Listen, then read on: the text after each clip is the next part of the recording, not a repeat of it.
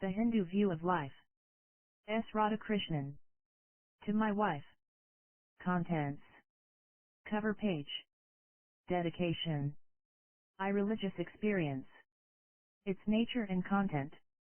2. Conflict of religions. The Hindu attitude. 3. Hindu Dharma, I. 4. Hindu Dharma, 2. About the author. Copyright. Footnotes. Chapter I. Religious experience, its nature and content. At the outset, one is confronted by the difficulty of defining what Hinduism is. To many it seems to be a name without any content. Is it a museum of beliefs, a medley of rites, or a mere map, a geographical expression? Its content, if it has any, has altered from age to age, from community to community. The ease with which Hinduism has steadily absorbed the customs and ideas of peoples with whom it has come into contact is as great as the difficulty we feel in finding a common feature binding together its different forms. But, if there is not a unity of spirit binding its different expressions and linking up the different periods of its history into one organic whole, it will not be possible to account for the achievements of Hinduism. The dictum that, if we leave aside the blind forces of nature, nothing moves in this world which is not Greek in its origin, has become a commonplace with us. But it is not altogether true. Half the world moves on independent foundations which Hinduism supplied. China and Japan, Tibet and Siam, Burma and Ceylon look to India as their spiritual home. The civilization itself has not been a short-lived one. Its historic records date back for over 4,000 years, and even then it had reached a stage of civilization which has continued its unbroken, though at times slow and almost static course, until the present day. It has stood the stress and strain of more than 4 or 5 millenniums of spiritual thought and experience. Though peoples of different races and cultures have been pouring into India from the dawn of history, Hinduism has been able to maintain its supremacy, and even the proselytizing creeds backed by political power have not been able to coerce the large majority of Indians to their views. The Hindu culture possesses some vitality which seems to be denied to some other more forceful currents. It is no more necessary to dissect Hinduism than to open a tree to see whether the sap still runs. The Hindu civilization is so called, since its original founders or earliest followers occupied the territory drained by the Sindhu, the Indus, river system corresponding to the northwest frontier province and the Punjab. This is recorded in the A superscript 1G Veda, the oldest of the Vedas, the Hindu scriptures which give their name to this period of Indian history.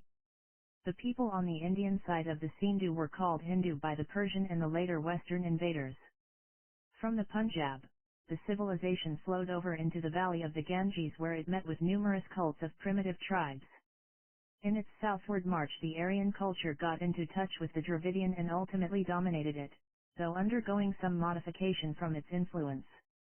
As the civilization extended over the whole of India, it suffered many changes, but it kept up its continuity with the old Vedic type developed on the banks of the Sindhu.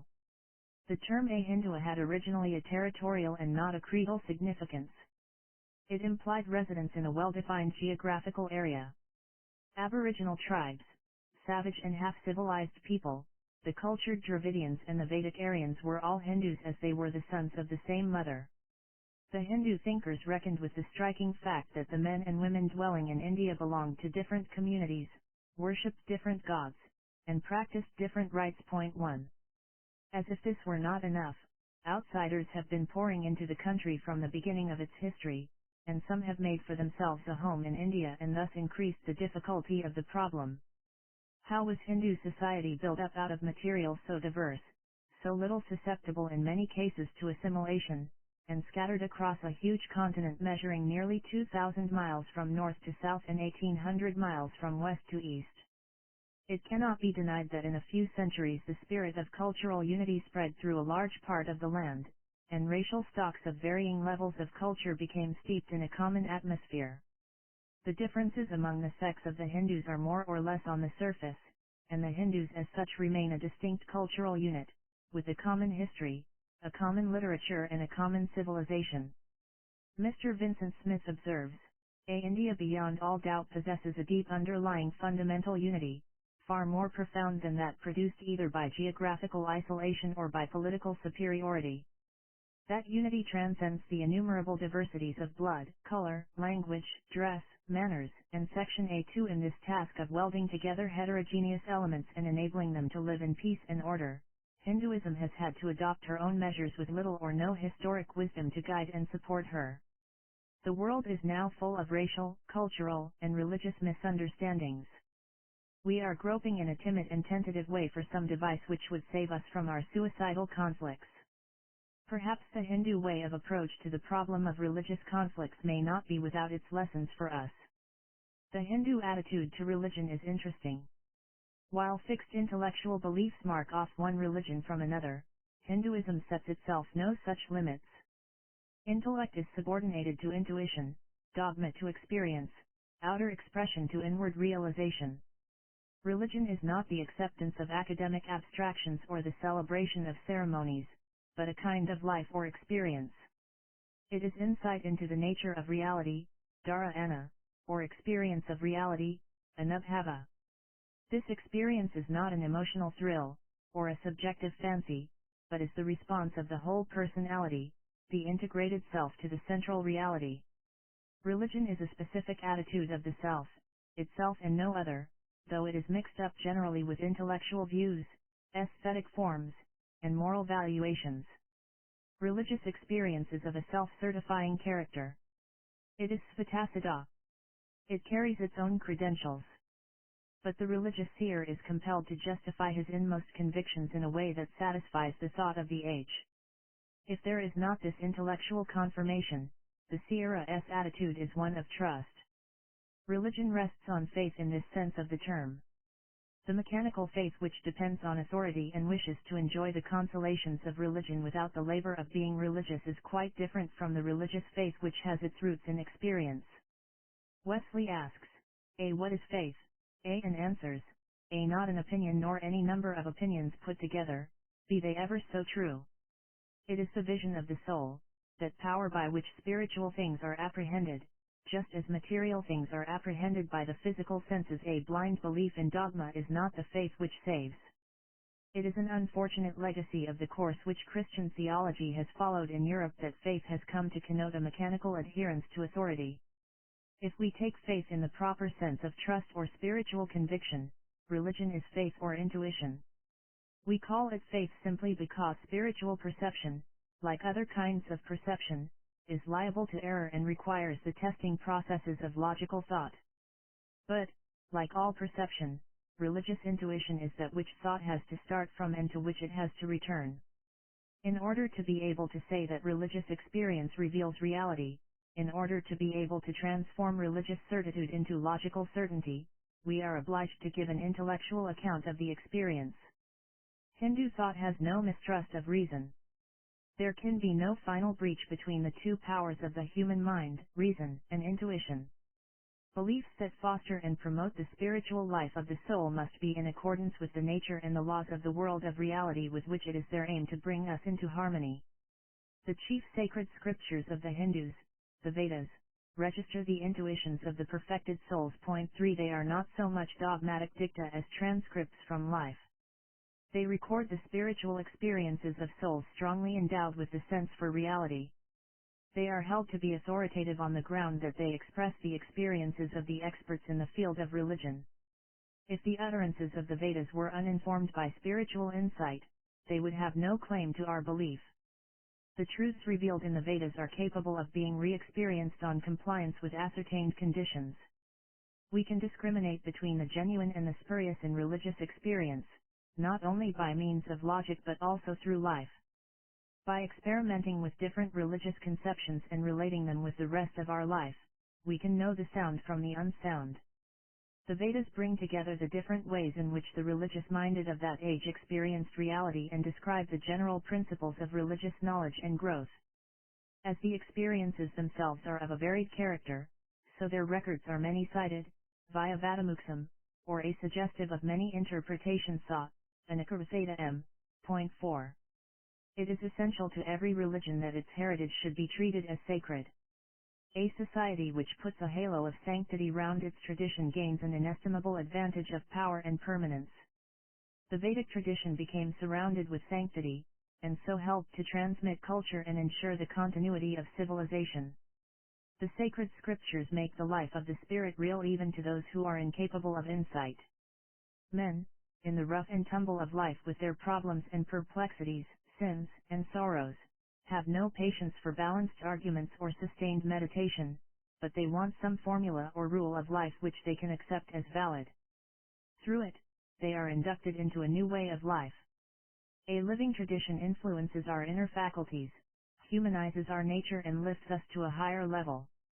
By means of it, every generation is molded in a particular caste which gives individuality and interest to every cultural type. Even those who wish to discern the truth for themselves require a guide in the early stages. The Hindu attitude to the Vedas is one of trust tempered by criticism, trust because the beliefs and forms which helped our fathers are likely to be of use to us also, criticism because, however valuable the testimony of past ages may be, it cannot deprive the present age of its right to inquire and sift the evidence. Precious as are the echoes of Goda's voice in the souls of men of long ago, our regard for them must be tempered by the recognition of the truth that God has never finished the revelation of His wisdom and love. Besides, our interpretation of religious experience must be in conformity with the findings of science. As knowledge grows, our theology develops. Only those parts of the tradition which are logically coherent are to be accepted as superior to the evidence of the senses and not the whole tradition. 5. The Hindu philosophy of religion starts from and returns to an experimental basis. Only this basis is as wide as human nature itself. Other religious systems start with this or that particular experimental datum. Christian theology, for example, takes its stand on the immediate certitude of Jesus as one whose absolute authority over conscience is self-certifying and whose ability and willingness to save the soul it is impossible not to trust. Christian theology becomes relevant only for those who share or accept a particular kind of spiritual experience, and these are tempted to dismiss other experiences as illusory and other scriptures as imperfect. Hinduism was not betrayed into this situation on account of its adherence to fact. The Hindu thinker readily admits other points of view than his own and considers them to be just as worthy of attention. If the whole race of man, in every land, of every color, and every stage of culture, is the offspring of God, then we must admit that, in the vast compass of His providence, all are being trained by His wisdom and supported by His love to reach within the limits of their powers a knowledge of the Supreme. When the Hindu found that different people aimed at and achieved God realization in different ways, he generously recognized them all and justified their place in the course of history. He used the distinctive scriptures of the different groups for their uplift since they remain the source, almost the only source, for the development of their tastes and talents, for the enrichment of their thought and life, for the appeal to their emotions and the inspiration of their efforts. Hinduism is the religion not only of the Vedas but of the epics and the Purana superscript 1 as. By accepting the significance of the different intuitions of reality and the different scriptures of the peoples living in India, Hinduism has come to be a tapestry of the most variegated tissues and almost endless diversity of hues. The Purana superscript 1 as with their wild chronology and weird stories are mainly imaginative literature, but were treated as a part of the sacred tradition for the simple reason that some people took interest in them. The Tantras, which deal especially with yogic sadhana or discipline and have influenced the lives of some communities from the time of the A superscript 1G Veda, are accepted as a part of the sacred literature, and many Hindu ceremonies show traces of the Tantric worship. Every tradition which helps man to lift his soul to God is held up as worthy of adherence. The Vedas, the Samkhya, the Yoga, the Payupada and the Veda superscript 1 pound A superscript 1 Ava creeds, each of them is encouraged in some place or other. Some think that this is better, or that is better owing to differences of taste, but all men reach unto you, the Supreme, even as all rivers, however zigzag their courses may be, reach the sea. 6 Hinduism is therefore not a definite dogmatic creed, but a vast, complex, but subtly unified mass of spiritual thought and realization. Its tradition of the Godward endeavor of the human spirit has been continuously enlarging through the ages. The dialectic of religious advance through tradition, logic, and life helps the conservation of Hinduism by providing scope for change. Religion and philosophy, life and thought, the practical and the theoretical, to use the language of Croce, form the eternal rhythm of the spirit. We rise from life to thought and return from thought to life in a progressive enrichment which is the attainment of ever higher levels of reality.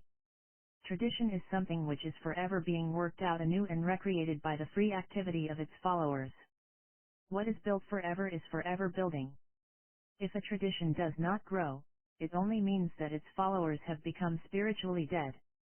Throughout the history of Hinduism, the leaders of thought and practice have been continually busy experimenting with new forms, developing new ideals to suit new conditions. The first impulse of progress came when the Vedic Aryans came into contact with the native tribes. A similar impulse contributed to the Protestant movements of Jainism and Buddhism when the Aryans moved out into the Gangetic Valley. Contact with the highly civilized Dravidians led to the transformation of Vedism into a theistic religion. The reform movements of Ramananda, Caitanya, Kabbar, and Nanak show the stimulus of Islam. The Brahmo Samaj and the Arya Samaj are the outcome of the contact with Western influences, and yet Hinduism is not to be dismissed as a mere flow and strife of opinions, for it represents a steady growth of insight, since every form of Hinduism and every stage of its growth is related to the common background of the Vedanta. Though Hindu religious thought has traversed many revolutions and made great conquests, the essential ideas have continued the same for 4 or 5 millenniums. The germinal conceptions are contained in the Vedanta standard. The 3 prasthanas, or divisions, of the Vedanta, the Upanija superscript 1 Dads, the Brahma Satra and the Bhagavad Gita, answer roughly to the 3 stages of faith, knowledge, and discipline. The Upanija superscript 1 Dads embody the experiences of the sages. Logic and discipline are present in them, though they are not the chief characteristics of those texts. The Brahma Satra attempts to interpret in logical terms the chief conclusions of the Upanija superscript 1 Dads. The Bhagavad Gita is primarily a yoga astra, giving us the chief means by which we can attain the truly religious life. They form together the absolute standard for the Hindu religion. It is said that other scriptures sink into silence when the Vedanta appears, even as foxes do not raise their voices in the forest when the lion appears. All sects of Hinduism attempt to interpret the Vedanta texts in accordance with their own religious views. The Vedanta is not a religion, but religion itself in its most universal and deepest significance. Thus the different sects of Hinduism are reconciled with a common standard and are sometimes regarded as the distorted expressions of the one true canon. As the Mahabharata, one of the great epics, says, the Veda is one, its significance is one, though different Vedas are constructed on account of misunderstanding. The acceptance of this common authority by the different sects helps to purify them. Those parts of the new faith which are not in conformity with the Vedic canon tend to be subordinated and gradually dropped out. While no creeds and no scruples were forced to disappear as outworn or out of date, every one of them developed on account of the influence of the spirit of the Vedanta, which is by no means sectarian. If religion is experience, the question arises, what is it that is experienced? No two religious systems seem to agree in their answers to this question. The Hindu philosopher became familiar very early in his career with the variety of the pictures of God which the mystics conjure up. We know today from our study of comparative religion that there are different accounts of the mystical vision. Some Christian mystics declare that they see in the highest mystical vision the Blessed Trinity, Father, Son, and Holy Ghost. Orthodox Muslim mystics deny this triune conception. From such variety the Hindu thinker did not rush to the conclusion that in religious experience we ascribe objective existence to subjective suggestions. The Upanija superscript 1 Dad says that a God, the maker of all, the great spirit ever seated in the hearts of creatures, is fashioned by the heart, the understanding, and the will. They who know that become immortal. A7 religious experience is not the pure unvarnished presentment of the real in itself, but is the presentment of the real already influenced by the ideas and prepossessions of the perceiving mind. The mind of man does not function in fractions. It cannot be split up into a few sharply defined elements, as the intellect, the emotions, and the will. The intellect of man is not so utterly naked and undefiled as to justify the view that it is one and the same in all men. The pragmatists have done a notable service to the philosophy of religion in pointing out that different philosophies reflect different temperaments. The divine reveals itself to men within the framework of their intimate prejudices. Each religious genius spells out the mystery of God according to his own endowment, personal, racial, and historical. The variety of the pictures of God is easily intelligible when we realize that religious experience is psychologically mediated. It is sometimes urged that the descriptions of God conflict with one another. It only shows that our notions are not true. To say that our ideas of God are not true is not to deny the reality of God to which our ideas refer. Refined definitions of God as moral personality and holy love may contradict cruder ones which look upon him as a primitive despot, a sort of sultan in the sky, but they all intend the same reality. If personal equation does not vitiate the claim to objectivity in sense perception and scientific inquiry, there is no reason to assume that it does so in religious experience.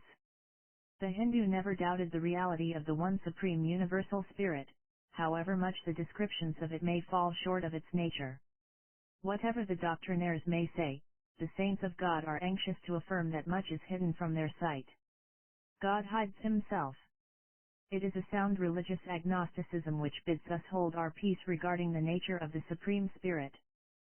Silence is more significant than speech regarding the depths of the divine. The altars erected to the unknown gods in the Greco-Roman world were but an expression of Mana's ignorance of the divine nature.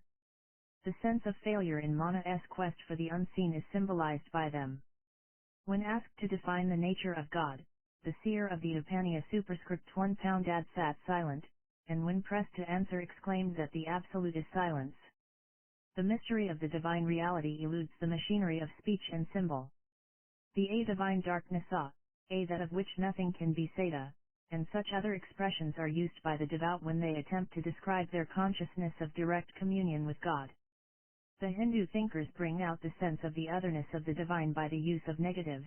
There the eye goes not, speech goes not, nor mind, we know not, we understand not how one would teach it. 8 The needy, not visa, of Yaja plus or minus Avakaya reminds us of the Neschio of Bernard, of the dim silence where all lovers lose themselves of Ruiz broke, of the negative descriptions of Dionysius the Areopagite, Eckhart, and Boma.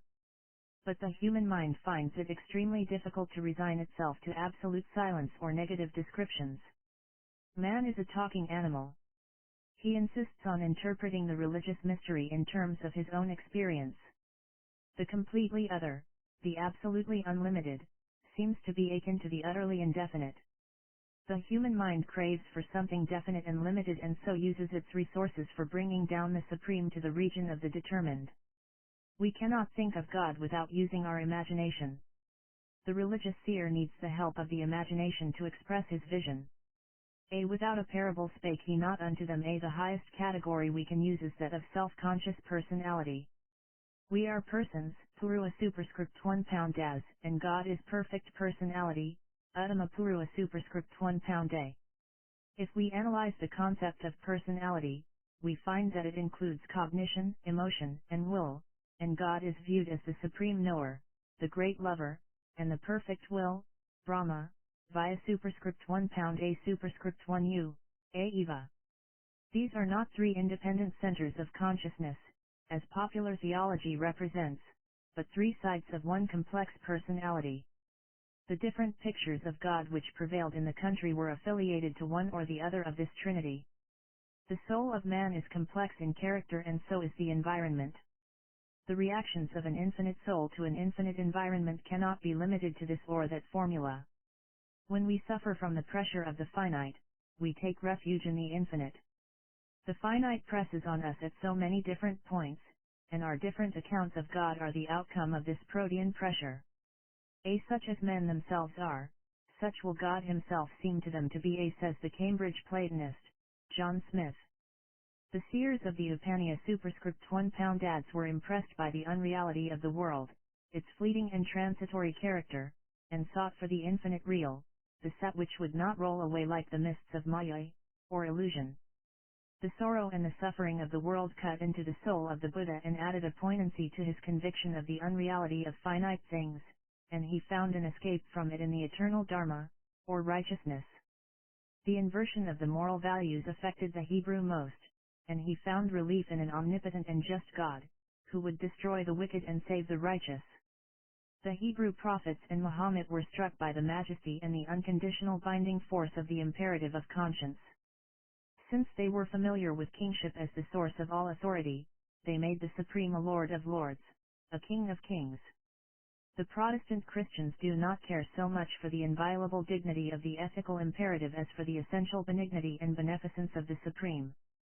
God is our Father in heaven and we are His prodigal sons who have wandered from Him, though He is ever ready to welcome us with rejoicing the moment we are willing to return. While fathers are just, mothers are merciful, and so the Catholic Christians and the Atheists look upon God as the mother, whose compassionate heart pours itself for the child out of the Thalia, or the love analogous to that of the cow for the calf, whose impurities she licks away. Every view of God from the primitive worship of nature up to the father love of a Saint Francis and the mother love of a R.A. Maka superscript 1 pound A superscript 1 represents some aspect or other of the relation of the human to the divine spirit. Each method of approach, each mode of address answers to some mood of the human mind. Not one of them gives the whole truth, though each of them is partially true. God is more than the law that commands, the judge that condemns, the love that constrains, the Father to whom we owe our being, or the Mother with whom is bound up all that we can hope for or aspire to. Him who is the one real sages name variously A9 My names are many as declared by the great seers A10 to admit the various descriptions of God is not to lapse into polytheism. When Yaja plus or minus Avakaya was called upon to state the number of gods, he started with the popular number 3306, and ended by reducing them all to one Brahma and this indestructible enduring reality is to be looked upon as one only A11. These different representations do not tell us about what God is in himself but only what he is to us. The anthropomorphic conception of the divine is relative to our needs. We look upon God as interested in flowers and stars, little birds, and children, in broken hearts and in binding them up. But God exists for himself and not merely for us. To look upon God as an instrument for the advancement of human ends is to exaggerate our own importance. We seem to give value to God, more than God to us. Tuka Ram says, that we fall into sin is thy good fortune, we have bestowed name and form on thee, had it not been we, who would have asked after thee, when thou wast lonely and unembodied.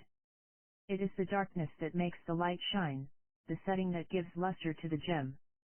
Disease brought to light Danvantari, why should a healthy man wish to know him?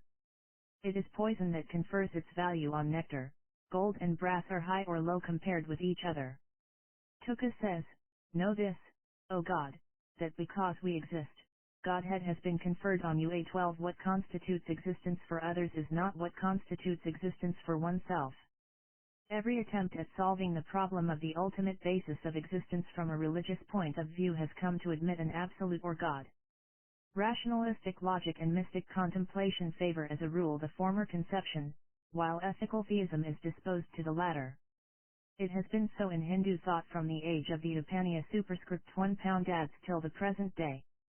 We find the same ambiguity in Christianity. The personal category is transcended in the highest experiences of the Christian mystics. Hinduism affirms that some of the highest and richest manifestations which religion has produced require a personal God. There is a rational compulsion to postulate the personality of the divine. While Hindu thought does justice to the personal aspect of the Supreme, it does not allow us to forget the superpersonal character of the central reality. Even those who admit the personal conception of God urge that there are heights and depths in the being of God which are beyond our comprehension. The supreme cause and ground and end of the world is certainly not less than what we know as self-conscious personality. Only it is not an object among objects, or a subject among subjects, but is the immanent ground and operative principle in all subjects and objects. The superpersonal and the personal representations of the real are the absolute and the relative ways of expressing the one reality.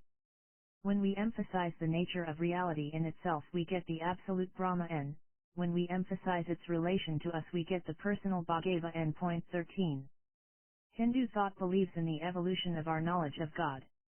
We have to vary continually our notions of God until we pass beyond all notions into the heart of the reality itself, which our ideas endeavor to report.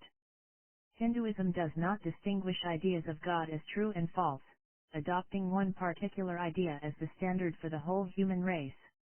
It accepts the obvious fact that mankind seeks its goal of God at various levels and in various directions, and feels sympathy with every stage of the search. The same God expresses itself at one stage as power, at another as personality, at a third as all-comprehensive spirit, just as the same forces which put forth the green leaves also cause the crimson flowers to grow.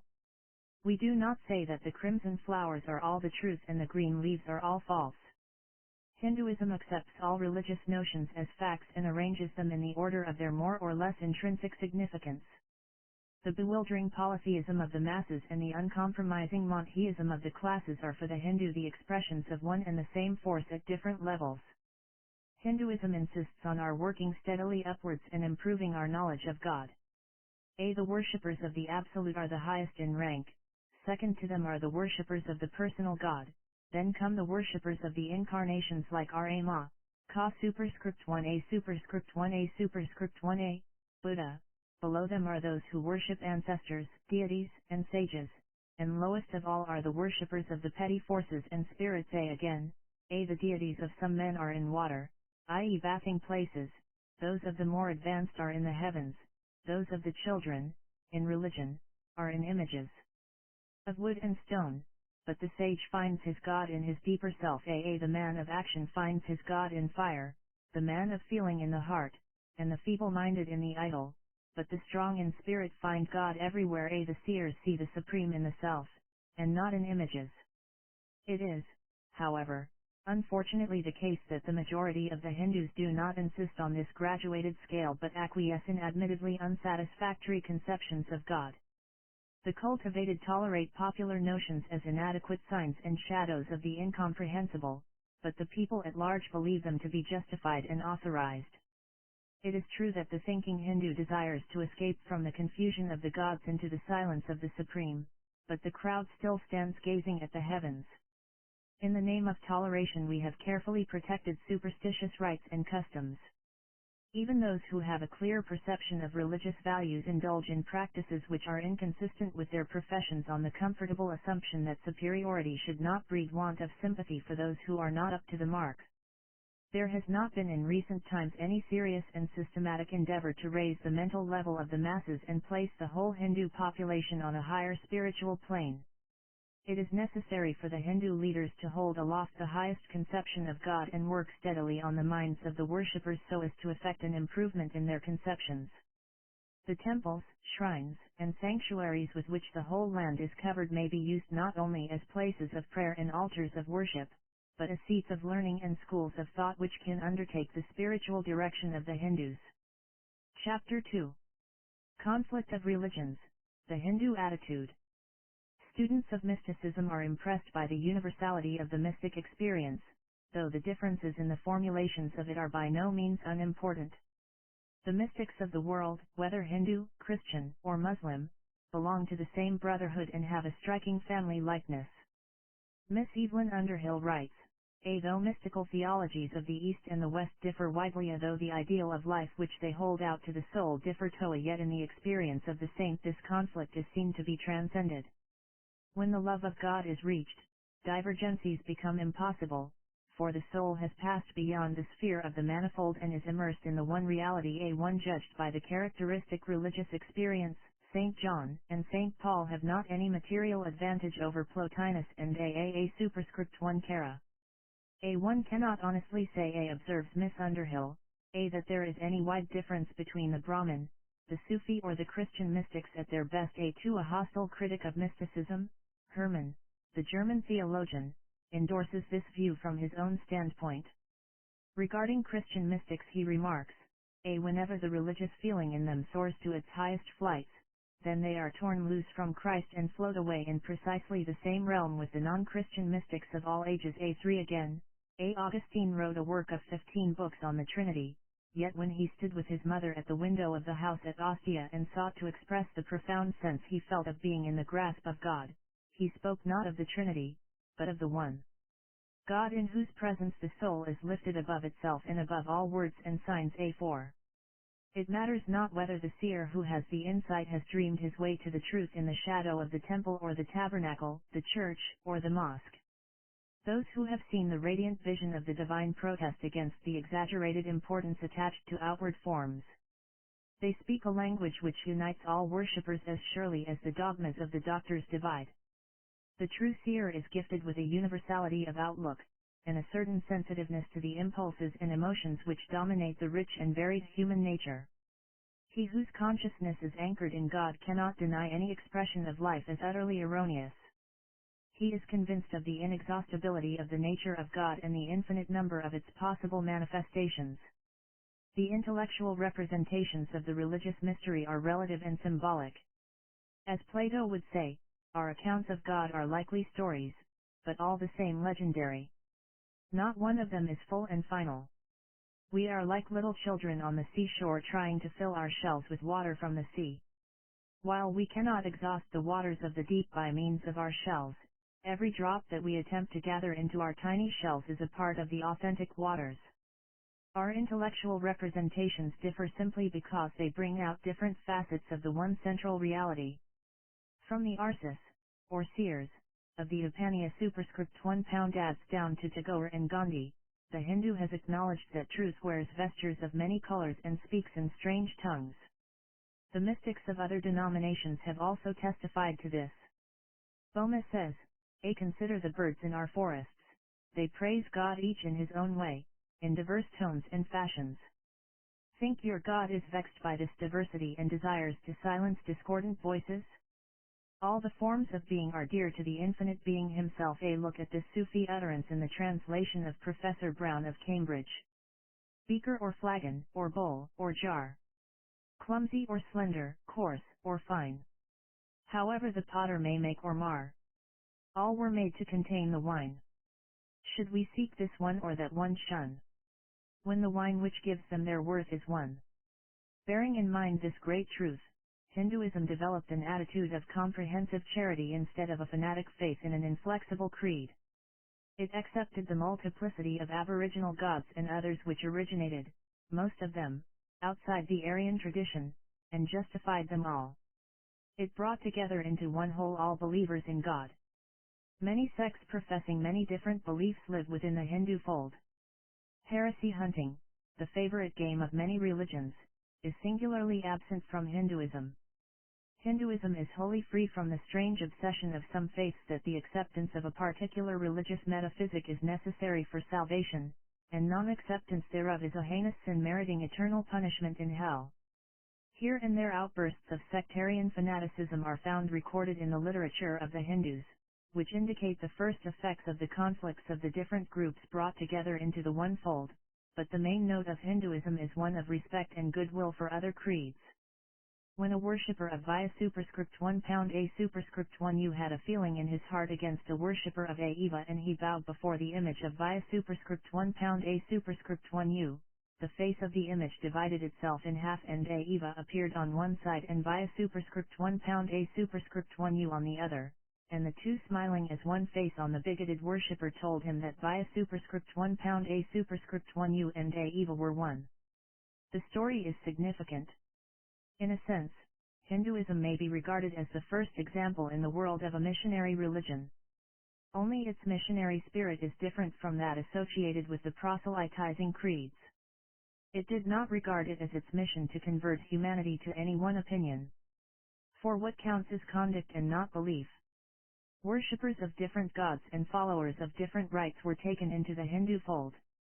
Ka superscript 1a superscript 1a superscript 1a, according to the Bhagavad Gita, accepts as his own, not only the oppressed classes, women and Adras, but even those of unclean descent, Pa Paonea, like the Kiritas and the Hanas.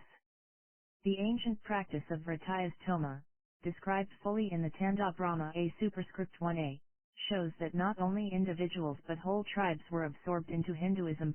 5.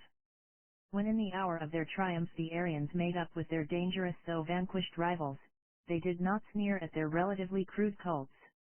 The native inhabitants of North India clothed the naked forces of nature with the gorgeous drapery of a mythic fancy, and fashioned a train of gods and goddesses, of spirits and elves out of the shifting panorama of nature, and the Vedic Aryans accepted them all and set them side by side with the heavenly host to which they themselves looked with awe and admiration. It was enough for them that those crude objects were regarded by their adherents as sources of the supreme blessings of life and centers of power which can be drawn upon. The gods of the A superscript 1G Veda and the ghosts of the Atharva Veda melted and coalesced under the powerful solvent of philosophy into the one supreme reality which, according to the qualities with which our imagination invests it, goes by this name or that. The epics relate the acceptance of new tribes and their gods into the old family circle. The clash of cults and the contact of cultures do not, as a rule, result in a complete domination of the one by the other. In all true contact there is an interchange of elements, though the foreign elements are given a new significance by those who accept them.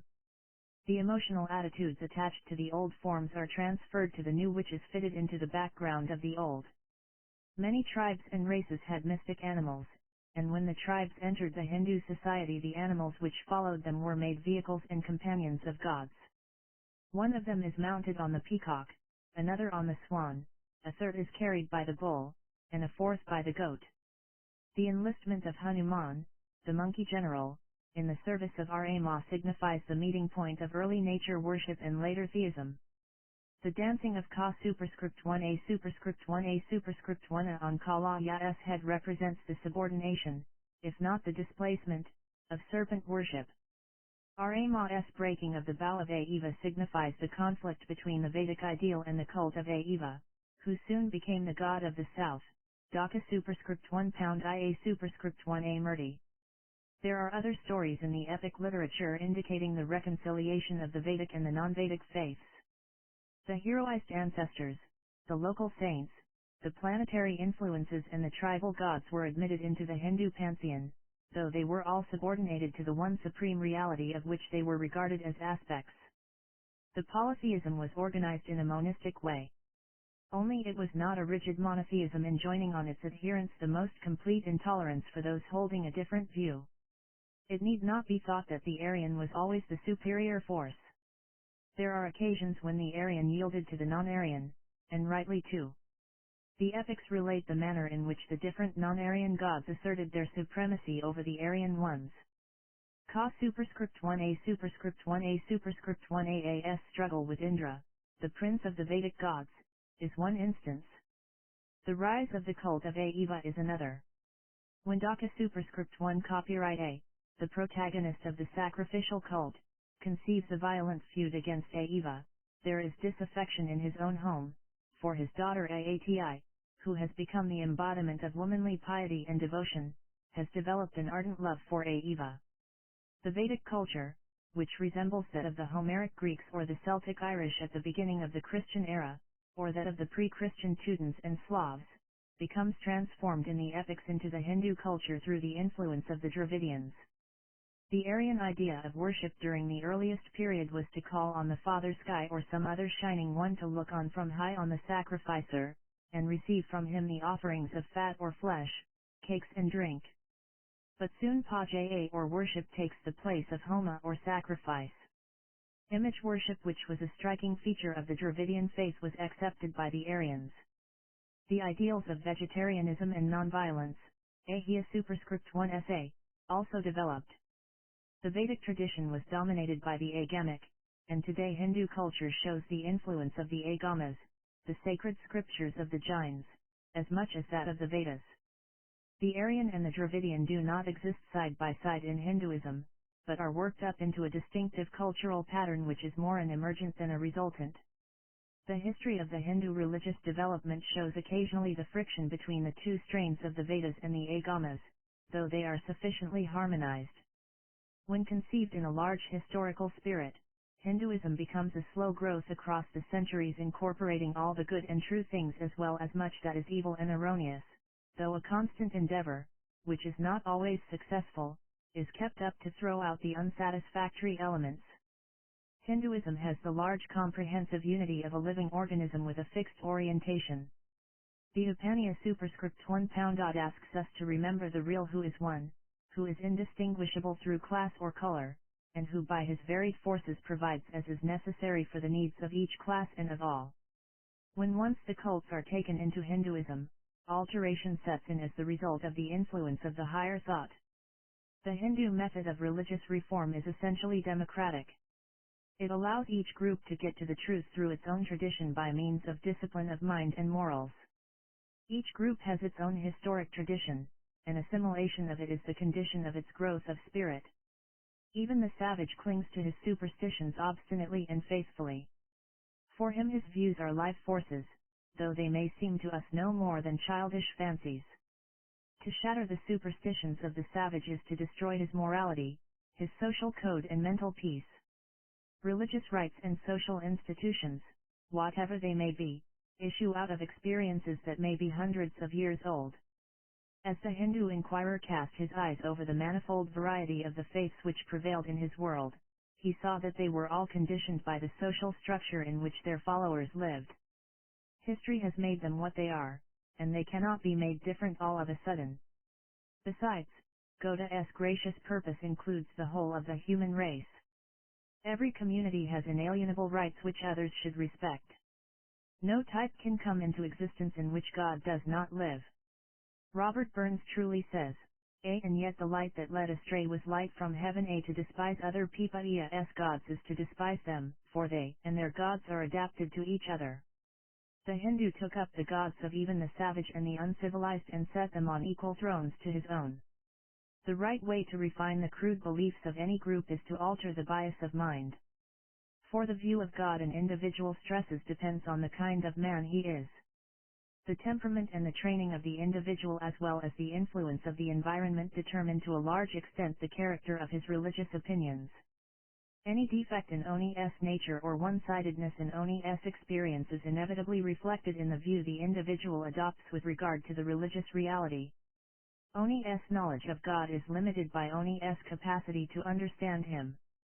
The aim of the reformer should be to cure the defect and not to criticize the view. When the spiritual life is quickened, the belief is altered automatically. Any change of view to be real must grow from within outwards. Opinions cannot grow unless traditions are altered. The task of the religious teacher is not so much to impose an opinion as to kindle an aspiration. If we open the eyes, the truth will be seen. The Hindu method adopts not force and threats but suggestion and persuasion. Error is only a sign of immaturity. It is not a grievous sin. Given time and patience it will be shaken off. However severe Hinduism may be with the strong in spirit, it is indulgent to the frailties of the weak. The Hindu method of religious reform helps to bring about a change not in the name but in the content. While we are allowed to retain the same name, we are encouraged to deepen its significance. To take a familiar illustration, the Yahweh of the Pentateuch is a fearsome spirit, again and again flaming up in jealous wrath and commanding the slaughter of man, woman, child, and beast, whenever his wrath is roused. The conception of the Holy One who loves mercy rather than sacrifice, who abominates burnt offerings, who reveals himself to those who yearn to know him asserts itself in the writings of Isaiah and Hosea. In the revelation of Jesus we have the conception of God as perfect love. The name Yahweh is the common link which connects these different developments. When a new cult is accepted by Hinduism, the name is retained though a refinement of the content is effected. To take an example from early Sanskrit literature, it is clear that Kali in her various shapes is a non-Aryan goddess. 6 But she was gradually identified with the Supreme Godhead. Witness the following address to Kali.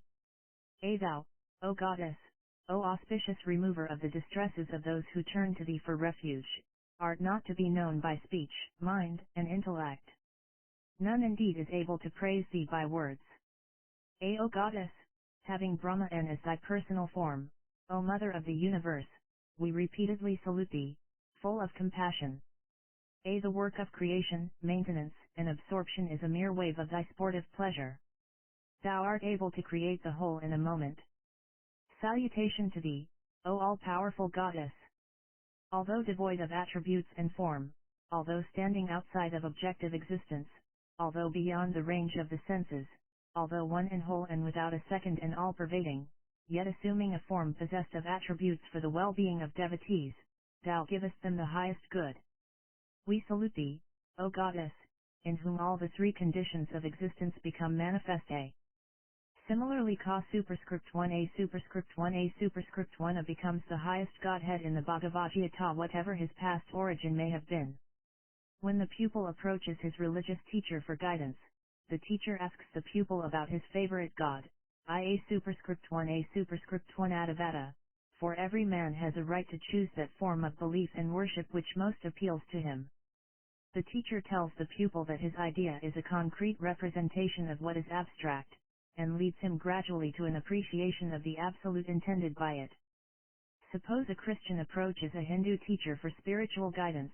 He would not ask his Christian pupil to discard his allegiance to Christ, but would tell him that his idea of Christ was not adequate, and would lead him to a knowledge of the real Christ, the incorporate supreme. Every god accepted by Hinduism is elevated and ultimately identified with the central reality which is one with the deeper self of man. The addition of new gods to the Hindu pantheon does not endanger it. The critic who observes that Hinduism is a magic tempered by metaphysics or a animism transformed by philosophy is right. There is a distinction between magic tempered by metaphysics and pure magic. Hinduism absorbs everything that enters into it, magic or animism, and raises it to a higher level. Differences in name become immaterial for the Hindu, since every name, at its best, connotes the same metaphysical and moral perfections. The identity of content signified by the different names is conveyed to the people at large by an identification of the names. Brahma, via superscript 1 pound a superscript 1 u, a Eva, Ka superscript 1 a superscript 1 a superscript 1 a, Kali, Buddha and other historical names are used indiscriminately for the absolute reality. A Mahari, the ruler of the three worlds worshipped by the Saivites as a Eva, by the Vedantins as Brahma and, by the Buddhists as Buddha, by the Naiyikas as the chief agent, by the Jainas as the liberated, by the ritualists as the principle of law. May he grant our prayers. A superscript 1 Kara, the great philosopher, refers to the one reality, who, owing to the diversity of intellects, Matibheda, is conventionally spoken of, Parakalpaya, in various ways as Brahma, via superscript 1 pound a superscript 1 u, and Mahesvara. 7 a south. Indian folk song says, into the bosom of the one great sea flow streams that come from hills on every side. Their names are various as their springs. And thus in every land do men bow down to one great God, though known by many names. 8. The Hindu method of reform enables every group to retain its past associations and preserve its individuality and interest. For as students are proud of their colleges, so are groups of their gods. We need not move students from one college to another, but should do our best to raise the tone of each college, improve its standards and refine its ideals, with the result that each college enables us to attain the same goal. It is a matter of indifference what college we are in, so long as all of them are steeped in the same atmosphere and train us to reach the same ideal.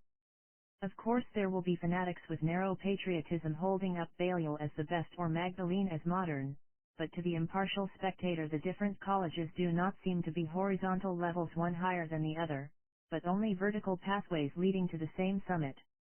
We can be in any college and yet be on the lowest rung of the ladder or be high up in the scale. Where we are does not depend on the college but on ourselves. There are good Christians and bad Christians even as there are good Hindus and bad Hindus. The Hindu method of reform has been criticized both from the theoretical and the practical points of view.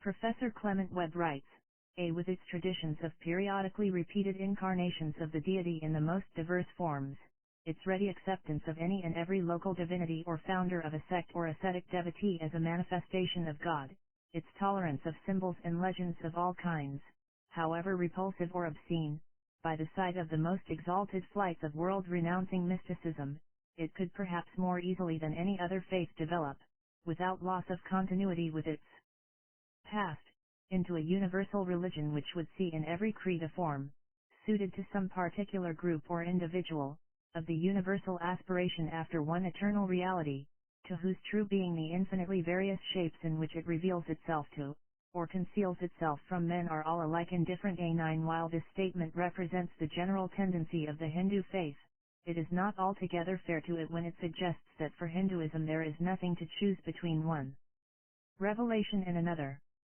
Hinduism does not mistake tolerance for indifference. It affirms that while all revelations refer to reality, they are not equally true to it. Hinduism requires every man to think steadily on life's mystery until he reaches the highest revelation. While the lesser forms are tolerated in the interests of those who cannot suddenly transcend them, there is all through an insistence on the larger idea and the purer worship. Hinduism does not believe in forcing up the pace of development.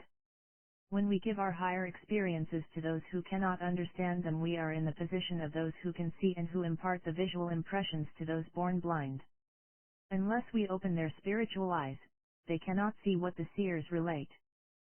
So while Hinduism does not interfere with a Mana's natural way of thinking, which depends on his moral and intellectual gifts, education, and environment, it furthers his spiritual growth by lending a sympathetic and helping hand wherever he stands. While Hinduism hates the compulsory conscription of men into the house of truth, it insists on the development of his intellectual conscience and sensibility to truth. Besides, error of judgment is not moral obliquity. Weakness of understanding is not depravity of heart. If a full and perfect understanding of the divine nature is necessary for salvation, how many of us can escape the jaws of hell? A. Aktajita says, there is no limit, O Mother, to thy kindly grace in the case of devotees who are not able to realize thy form consisting of ideal essences. Through the defects in the knowledge of principles we may not know God, but God certainly know us. Hinduism has enough faith in the power of spirit to break the bonds that fetter the growth of the soul. God, the central reality affirmed by all religions, is the continual evolver of the faiths in which men find themselves. Besides, experience proves that attempts at a very rapid progress from one set of rules to a higher one does not lead to advance but abrogation. The mills of the gods grind slowly in the making of history, and zealous reformers meet with defeat if they attempt to save the world in their own generation by forcing on it their favorite programs. Human nature cannot be hurried. Again, Hinduism does not believe in bringing about a mechanical uniformity of belief and worship by a forcible elimination of all that is not in agreement with a particular creed. It does not believe in any statutory methods of salvation. Its scheme of salvation is not limited to those who hold a particular view of God's nature and worship. Such an exclusive absolutism is inconsistent with an all-loving universal God. It is not fair to God or man to assume that one people are the chosen of God, that their religion occupies a central place in the religious development of mankind, and that all others should borrow from them or suffer spiritual destitution. After all, what counts is not creed but conduct. By their fruits ye shall know them, and not by their beliefs. Religion is not correct belief but righteous living. Point 10 The truly religious never worry about other people's beliefs. Look at the great saying of Jesus, other sheep I have which are not of this fold. Jesus was born a Jew and died a Jew. He did not tell the Jewish people among whom he found himself, it is wicked to be Jews. Become Christians. He did his best to rid the Jewish religion of its impurities. He would have done the same with Hinduism had he been born a Hindu. The true reformer purifies and enlarges the heritage of mankind and does not belittle, still less deny it. Those who love their sex more than truth end by loving themselves more than their sex. We start by claiming that Christianity is the only true religion and then affirm that Protestantism is the only true sect of Christianity, Episcopalianism the only true Protestant Christian religion, and our particular standpoint the only true representation of the High Church view. The Hindu theory that every human being, every group, and every nation has an individuality worthy of reverence is slowly gaining ground. Such a view requires that we should allow absolute freedom to every group to cultivate what is most distinctive and characteristic of it. All peculiarity is unique and incommunicable, and it will be to disregard the nature of reality to assume that what is useful to one will be useful to everyone else to the same extent. The world is wide enough to hold men whose natures are different. It is argued sometimes that the Hindu plan has not helped its adherents to a freer and larger life. It is difficult to meet such an indefinite charge. Anyway, it is a matter of grave doubt whether Hinduism would have achieved a more effective regeneration if it had displaced by force the old ideas, i.e. if it had adopted the method of conversion and proselytism instead of reform resulting from gradual development. It is quite true that Hinduism did not cut away with an unsparing hand the rank tropical growth of magic and obscurantism. Its method is rather that of sapping the foundations than cutting the growths. While in the great days of Hinduism there was a great improvement in the general religious life of the Hindus by the exercise of the two principles of respect for man and unbending devotion to truth, there has been a failure of nirvana in the Hindu spirit in recent times. There are within Hinduism large numbers who are the victims of superstition, but even in countries where the higher civilization is said to have displaced the lower still persists. To meet a savage we need not go very far. A great authority in these matters, Sir James Fraser, says, among the ignorant and superstitious classes of modern Europe, it is very much what it was thousands of years ago in Egypt and India, and what it now is among the lowest savages surviving in the remotest corners of the world. Now and then the polite world is startled by a paragraph in a newspaper which tells how in Scotland an image has been found stuck full of pins for the purpose of killing an obnoxious laird or minister, how a woman has been slowly roasted to death as a witch in Ireland, or how a girl has been murdered and chopped up in Russia to make those candles of human tallow by whose light thieves hope to pursue their midnight trade unseen. 11 Many Christians believe in spells and magic. Habits of human groups are hard to eradicate in proportion to the length of time during which they have existed. Rapid changes are impossible, and even slow changes are exceedingly difficult, for religions tend strongly to revert to type. When primitive tribes whose cults provided them with feminine as well as masculine objects of devotion entered the Buddhist fold, they insisted on having in addition to the masculine Buddha the feminine Ta'ara. When the Greco-Romans worshipping Ashtoreth, Isis, and Aphrodite entered the Christian church, Mariolatry developed. It is related of an Indian Christian convert who attended the church on Sunday and the Kali temple on Friday, that when the missionary gentleman asked him whether he was not a Christian, he replied, yes, I am, but does it mean that I have changed my religion? Hindu converts to other faiths frequently turn to Hindu gods in cases of trouble and sickness, presence, or dread of death. Outer professions have no roots in inner life. We cannot alter suddenly our subconscious heritage at the bidding of the reformer. The old ideas cannot be rooted out unless we are educated to a higher intellectual and moral level. The Hindu method has not been altogether a failure.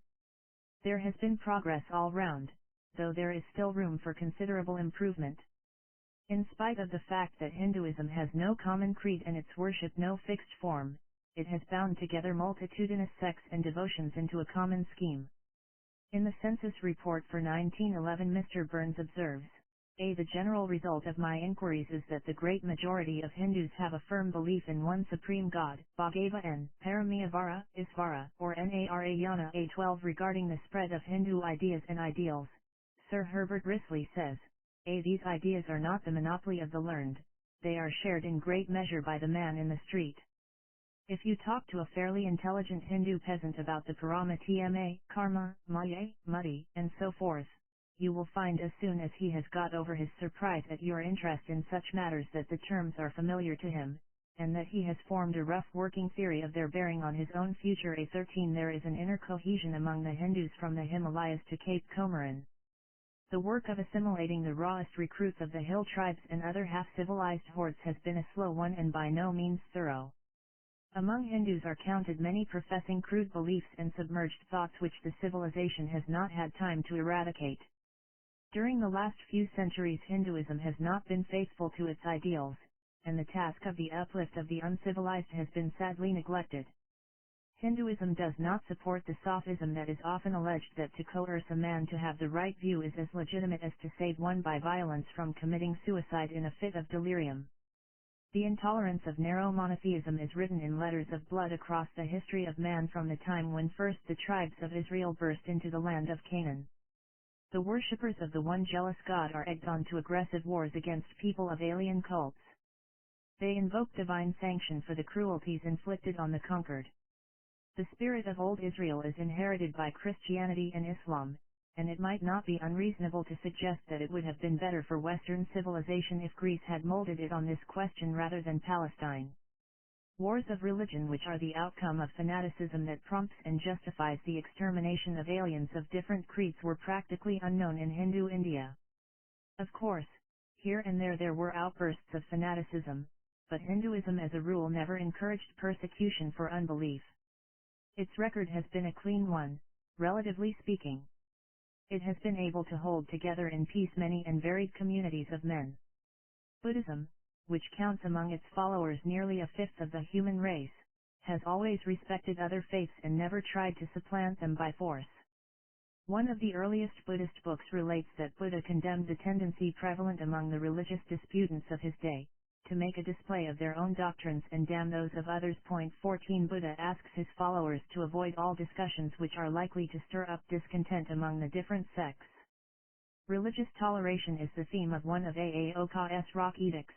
The king, beloved of the gods, honors every form of religious faith, but considers no gift or honor so much as the increase of the substance of religion, whereof this is the root, to reverence only his own faith and never to revile that of others. Whoever acts differently injures his own religion while he wrongs another. The texts of all forms of religion shall be followed under my protection. 15 The Hindu and the Buddhist rulers of India acted up to this principle with the result that the persecuted and the refugees of all great religions found shelter in India. The Jews, the Christians, the Parsis were allowed absolute freedom to develop on their own lines.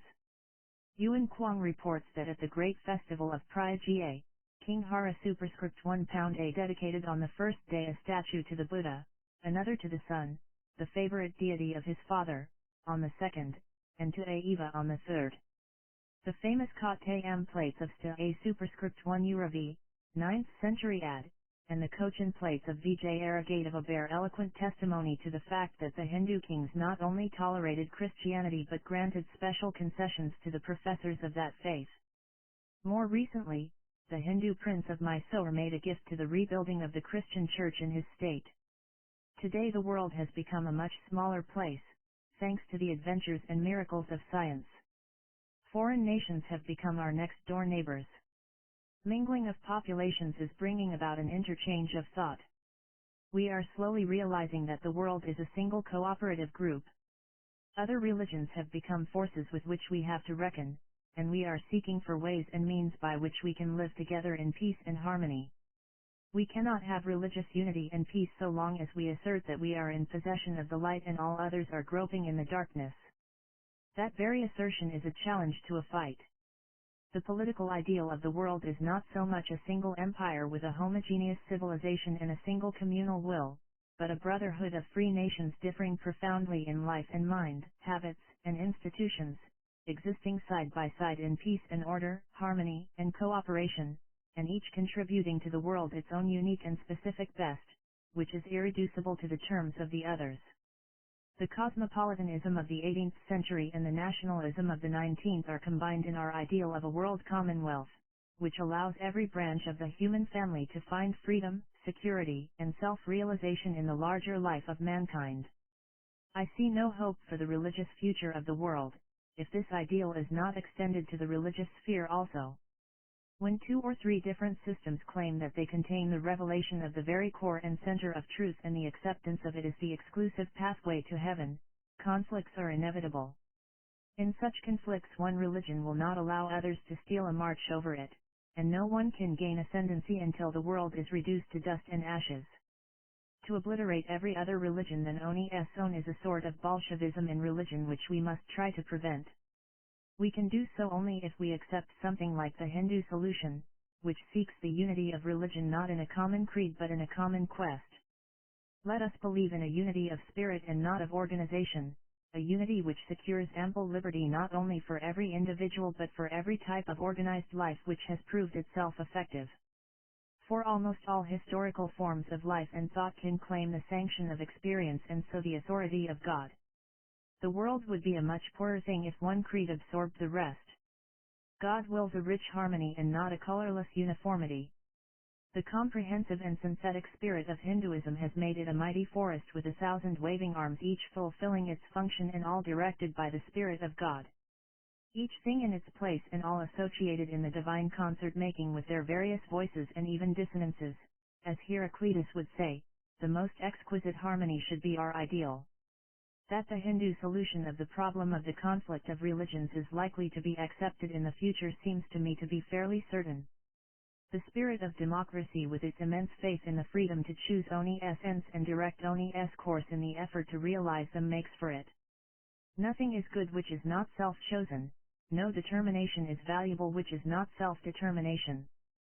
The different religions are slowly learning to hold out hands of friendship to each other in every part of the world. The parliaments of religions and conferences and congresses of liberal thinkers of all creeds promote mutual understanding and harmony. The study of comparative religion is developing a fairer attitude to other religions. It is impressing on us the fundamental unity of all religions by pointing out that the genius of the people, the spirit of the age and the need of the hour determine the emphasis in each religion. We are learning to think clearly about the interrelations of religions. We tend to look upon different religions not as incompatibles but as complementaries, and so indispensable to each other for the realization of the common end. Closer contact with other religions has dispelled the belief that only this or that religion has produced men of courage and patience, self-denying love, and creative energy. Every great religion has cured its followers of the swell of passion, the thrust of desire and the blindness of temper. The crudest religion seems to have its place in the cosmic scheme, for gorgeous flowers justify the muddy roots from which they spring. Growing insistence on mysticism is tending to a subordination of dogma. 16 While intellectualism would separate the dissimilar and shut them up in different compartments, higher intuition takes account of the natural differences of things and seeks to combine them in the ample unity of the whole. The half-religious and the irreligious fight about dogmas and not the truly religious. In the biting words of Swift, we have enough religion to hate one another but not enough to love one another. The more religious we grow, the more tolerant of diversity shall we become. Chapter 3. Hindu Dharma, I. Before we turn to the practical side of Hinduism, it is necessary to clear the ground by referring to some of the chief objections urged against the conception of Hindu ethics. The doctrine of Maya is supposed to repudiate the reality of the world and thus make all ethical relations meaningless. The world of nature is said to be unreal and human history illusory. There is no meaning in time and no significance in life. To be delivered from this illusion which has somehow come to dominate the race of man is the end of all endeavor. The Vedic thinkers adopted a realistic view of the world. In the Upanishad superscript 1 adds we have an insistence on the relative reality of the world. The illustrations of a musical instrument and its notes, the substances of clay and gold and the things made of clay and gold, make out that the objects of the world derive their being from the Supreme. As Yaja plus or minus Avakaya puts it, everything in the world is of value as leading to the realization of self. When the Avada Avadara Upanishad superscript 1 add looks upon the Supreme as the great Mayan, it suggests that this wonderful creation is his product. The Upanishad superscript 1 adds do not support the view that the Supreme calls up appearances which have no existence except in deluded minds.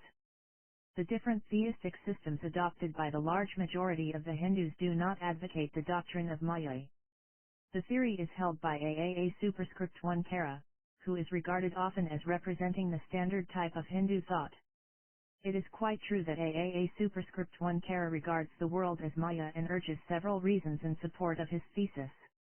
The manifold of experience, whether of coexistence in space or sequence in time, is ever incomplete and partial, and we cannot unify it. There will always be a surplus uncovered by the largest unity. The fact that the time and space world cannot be rounded into a systematic whole indicates that it is imperfect and unreal. Again, the real must be exempt from all change and persist for all time. The historical particulars do not persist for all time, they die every moment. We may interpret this idea in our own terms. The historical particular finishes its course when it reaches its end. If the end is not reached, if our lives are to be wasted in the pursuit of traveling perpetually and never arriving, then the world process is unmeaning and the cry that has gone forth that all is vanity becomes justified. It cannot be interminable singing, there should also be such a thing as completion in a song. If the historical process is not all, if we are not perpetually doomed to the pursuit of an unattainable ideal, then we must reach perfection at some point of the historical process, and that will be the transcending of our historical individuality, of our escape from birth and death, or SAA superscript 1 SARA. History is the working out of a purpose, and we are getting nearer and nearer to its fulfillment. Mocha superscript 1 pound A is the realization of the purpose of each individual. On the attainment of perfection the historical existence terminates. When one individual completes his purpose, he develops the universality of outlook characteristic of perfection, but retains his individuality as a center of action. When the whole universe reaches its consummation, the liberated individuals lapse into the stillness of the Absolute. Those great forces which seem to be making silently and surely for the destruction of this starry universe in which our Earth swims as a speck will reach their true destination.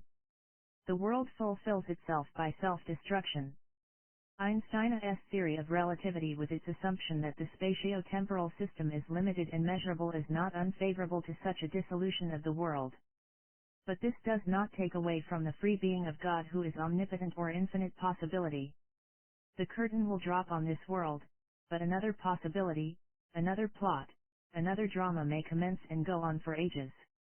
To some it may appear that such a collapse of the world is a poor termination to all our struggles, and so they picture to us an eternal heaven or even eternal hell, but the implication of these eternal states is one of eternal idleness. As Herbert Spencer put it, deviation from perfection or the perfect adjustment of the organism to the environment is decay. The state of perfection is a condition of absolute stillness, stagnation, death. There are thinkers, both in the East and the West, who look upon paradise as a state of activity where we sing the praises of God, and He has no end of patience in listening to His own glory. The only useful work which the liberated souls do is to help struggling humanity. So long as there are individuals who are unredeemed and so stand in need of saving knowledge, the liberated have some work to do. But if we allow that the world purpose is achieved, that all individuals have attained their perfection, there is nothing to be done. Aristotle says, "A endless duration makes good no better, nor white any whiter. A1 There is no creative process without travail, and the attainment of perfection for all means the end of creative activity. A nothing that is perfectly real moves. A according to Bradley. Activity is a characteristic of the historical process, and perfection is not historical. It lacks nothing and it cannot have any activity in it. It is sometimes argued that the world process is infinite and so there will always be work to be done. In other words, there will never come a time when all individuals will reach their perfection. But this will be a frustration of the purpose of God. So long as the world process continues, the liberated souls retain their individualities, which they lose in the event of the liberation of all, or sarvamati. It is not fair to represent AAA superscript 1 Kara's view as an illusionism. AAA superscript 1 Kara repudiates the subjectivism of Vijnana plus or minus evidence and affirms the extramental reality of objects. His theory is not the superscript 1 A superscript 1 pound A superscript 1 ISA superscript 1 A superscript 1 pound A superscript 1 IVA that objects rise into being when we perceive them and disappear when we do not. We perceive objects and do not simply contemplate apparitions. AAA superscript 1 Kara distinguishes dreams from waking experiences and warns us against a confusion between the two. The experiences of waking life are not contradicted by anything else in our logical knowledge. He is a realist so far as our experience goes. Things control thought. AAA superscript 1 Kara's theory of avidya also confirms this view. For avidya is not a private profession of this or that individual mind, it is common to all minds, being the cosmic principle of finiteness. It is the cause of the whole empirical world. Pa superscript 1 Tivya Diaper Pa superscript 1 Ca, common to all, Sarvesa Dha Ra superscript 1a. Mocha superscript 1 pound A or release of any one individual does not bring about the destruction of the world but only the displacement of a false outlook by a true one, avidya by vidya. When the illusion of the mirage is dissipated by scientific knowledge, the illusion stands there though it is no longer able to tempt us. The world is not so much denied as reinterpreted. AAA superscript 1 Kara believes that the logical dualism between subject and object is not final. It rests on a monism. Subject and object are phases of spirit. They have no existence apart from Brahma and A. There are in the world many universals with their particular sa, both conscious and unconscious.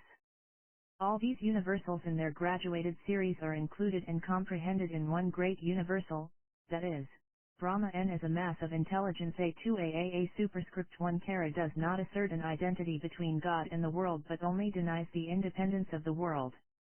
As the Takakara says, A. The world is not identical with Brahma N.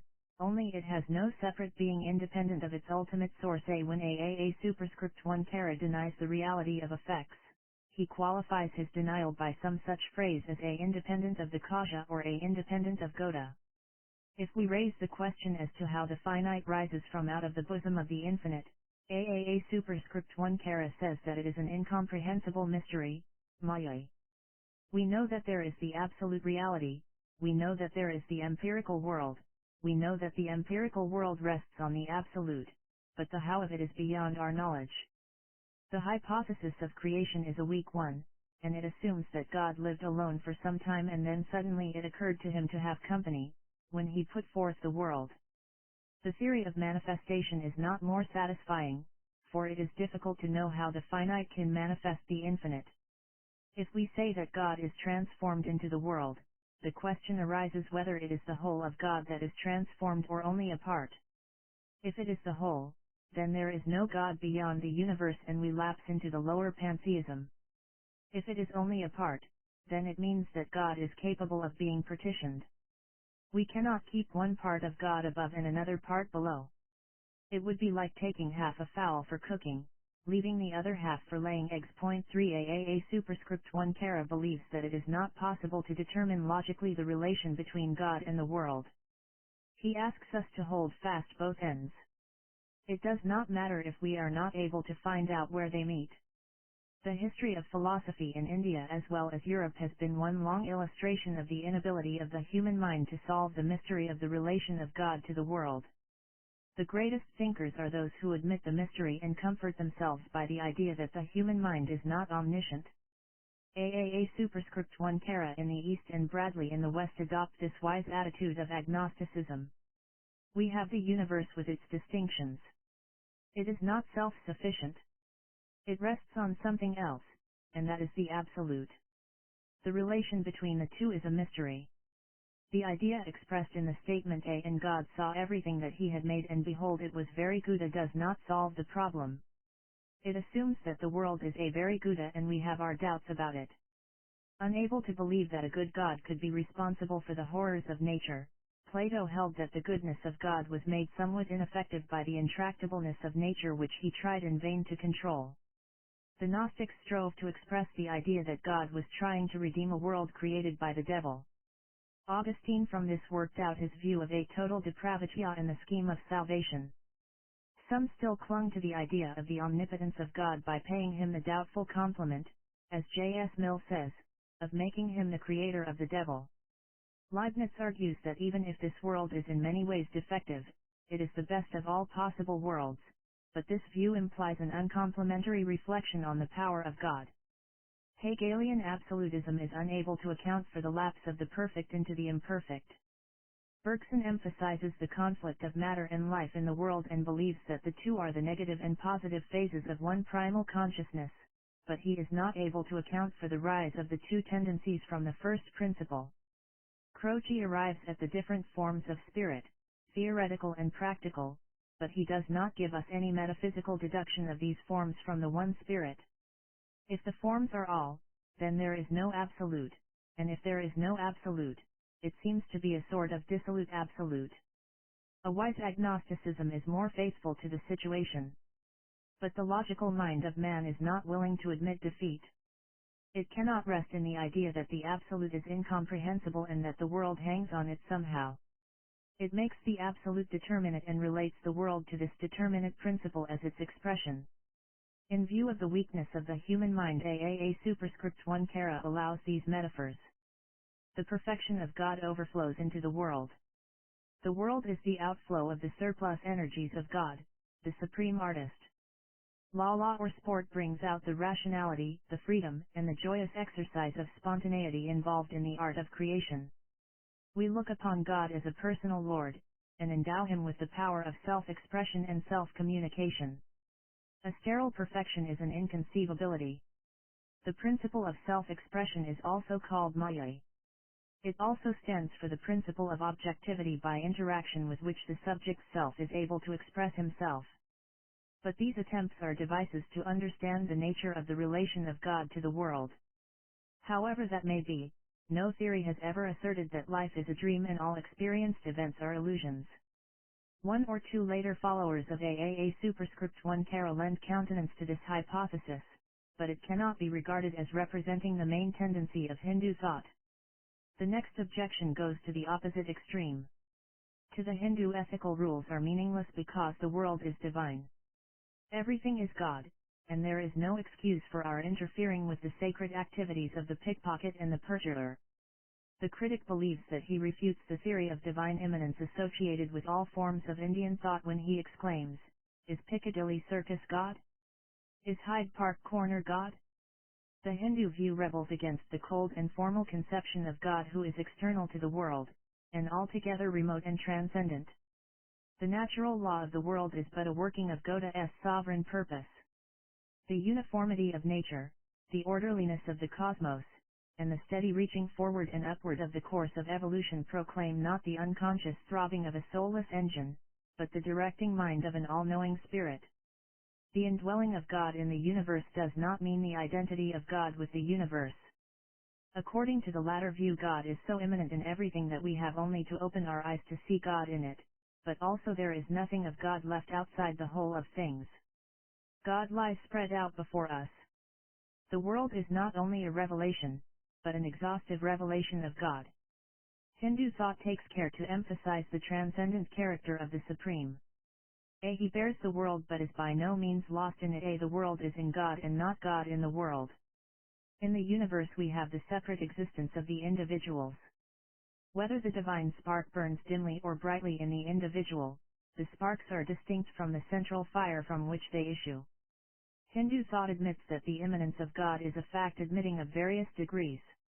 While there is nothing which is not lit by God, God is more fully revealed in the organic than in the inorganic, more in the conscious than in the unconscious, more in man than in the lower creatures, more in the good man than in the evil. But even the worst of the world cannot be dismissed as completely undivine, fit only to be cast into hell fire. While Hinduism believes in the divine indwelling and declares that there is no escaping from the divine presence, it does not say that everything is God as we find it. Piccadilly is not God, though even Piccadilly cannot be unless it is allowed by divine activity. There are divine potentialities in even the worst of men, the everlasting arms of God underneath the worst sinners. No one is really beyond hope. The worst sinner has a future even as the greatest saint has had a past. No one is so good or so bad as he imagines. The great souls of the world address themselves to the task of rousing the divine possibilities in the publicans and the sinners. The doctrine of karma is sometimes interpreted as implying a denial of human freedom, which is generally regarded as the basis of all ethical values. But when rightly viewed, the law does not conflict with the reality of freedom. It is the principle of science which displaces belief in magic or the theory that we can manipulate the forces of the world at our pleasure. The course of nature is determined not by the passions and prejudices of personal spirits lurking behind it but by the operation of immutable laws. If the sun pursues his daily and the moon her nightly journey across the sky, if the silent procession of the seasons moves in light and shadow across the earth, it is because they are all guided in their courses by a power superior to them all. Verily Ogarga, at the command of that imperishable, the sun and the moon stand apart, the earth and the sky stand apart, the moments, the hours, the days, the nights, the fortnights, the months, the seasons, and the years stand apart. Verily Ogarga, at the command of that imperishable, some rivers flow from the snowy mountains to the east, others to the west, in whatever direction each flows, for there is the march of necessity everywhere. The universe is lawful to the core. The theory of karma recognizes the rule of law not only in outward nature, but also in the world of mind and morals. A superscript 1 Ta manifests itself equally in nature and in human society. We are every moment making our characters and shaping our destinies. There is no loss of any activity which we commence, nor is there any obstacle to its fulfillment. Even a little good that we may do will protect us against great odds. 5 What we have set our hearts on will not perish with this body. This fact inspires life with the present sense of eternity. At a time when people were doing devil's work under divine sanction and consoling themselves by attributing everything to God's will, the principle of karma insisted on the primacy of the ethical and identified God with the rule of law. Allah's law, yet Allah's God. Karma is not a mechanical principle but a spiritual necessity. It is the embodiment of the mind and will of God. God is its supervisor. Karma Thyaka superscript 1 pound AAN.6 Justice is an attribute of God. Character of God is represented by Saint James as 1A with whom can be no variation, neither shadow that is cast by turning Ga. Every act, every thought is weighed in the invisible but universal balance scales of justice. The day of judgment is not in some remote future, but here and now, and none can escape it. Divine laws cannot be evaded. They are not so much imposed from without as wrought into our natures. Sin is not so much a defiance of God as a denial of soul, not so much a violation of law as a betrayal of self. We carry with us the whole of our past. It is an ineffaceable record which time cannot blur nor death erase. There is room for repentance and consequent forgiveness on this scheme. The critic who urges that belief in karma makes religious life, prayer, and worship impossible has not a right understanding of it. In his opinion, God has abdicated in favor of his law. To pray to God is as futile a superstition as to bid the storm give us strength, or the earthquake to forgive us our sins. Of course, the Hindu does not look upon prayer as a sort of Aladdin's lamp to produce anything we want. God is not a magician stopping the sun in its course and staying the bullet in its march. But his truth and constancy, his mercy and justice find their embodiment in the implacable working of the moral law. Forgiveness is not a mitigation of God's justice but only an expression of it. We can insist with unflinching rigor on the inexorability of the moral law and yet believe in the forgiveness of sins. Spiritual growth and experience are governed by laws similar to those which rule the rest of the universe. If we sow to the flesh, we shall of the flesh reap corruption. The punishment for a desecrated body is an enfeebled understanding and a darkened soul. If we deliberately fall into sin, shutting our eyes to moral and spiritual light, we may be sure that in God's world sin will find us out and our willful blindness will land us in the ditch. A just God cannot refuse to any man that which he has earned. The past guilt cannot be wiped away by the atoning suffering of an outward substitute. 7 Guilt cannot be transferred. It must be atoned for through the sorrow entailed by self-conquest. God cannot be bought over and sin cannot be glossed over. The principle of karma reckons with the material or the context in which each individual is born. While it regards the past as determined, it allows that the future is only conditioned. The spiritual element in man allows him freedom within the limits of his nature. Man is not a mere mechanism of instincts. The spirit in him can triumph over the automatic forces that try to enslave him. The Bhagavad Gita asks us to raise the self by the self. We can use the material with which we are endowed to promote our ideals. The cards in the game of life are given to us. We do not select them. They are traced to our past karma, but we can call as we please, lead what suit we will, and as we play, we gain or lose. And there is freedom. What the individual will be cannot be predicted beforehand, though there is no caprice. We can predict an individual's acts so far as they are governed by habit, that is, to the extent his actions are mechanical and not affected by choice. But choice is not caprice. Free will in the sense of an undetermined, unrelated, uncaused factor in human action is not admitted, but such a will defies all analysis. It has nothing to do with the general stream of cause and effect. It operates in an irregular and chaotic way. If human actions are determined by such a will, there is no meaning in punishment or training of character.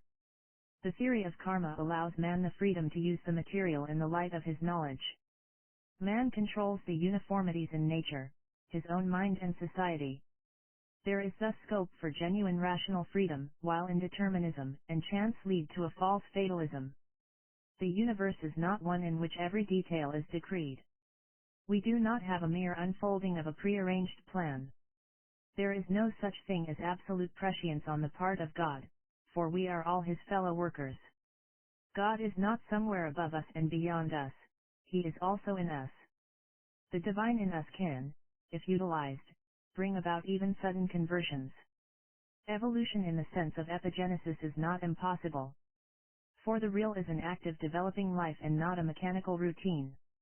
The law of karma encourages the sinner that it is never too late to mend.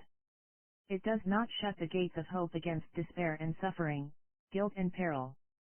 It persuades us to adopt a charitable view towards the sinner, for men are more often weak than vicious. It is not true that the heart of man is desperately wicked and that he prefers evil to good, the easy descent to hell to the steep ascent to heaven. Unfortunately, the theory of karma became confused with fatality in India when man himself grew feeble and was disinclined to do his best. It was made into an excuse for inertia and timidity and was turned into a message of despair and not of hope. It said to the sinner, not only are you a wreck, but that is all you ever could have been. That was your preordained being from the beginning of time. But such a philosophy of despair is by no means the necessary outcome of the doctrine of karma.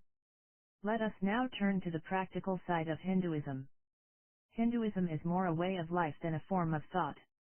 While it gives absolute liberty in the world of thought, it enjoins a strict code of practice. The theist and the atheist, the skeptic and the agnostic may all be Hindus if they accept the Hindu system of culture and life. Hinduism insists not on religious conformity but on a spiritual and ethical outlook in life. The performer of the Gita and not the believer in this or that view can never get into an evil state. In a very real sense, practice precedes theory. Only by doing the will does one know the doctrine.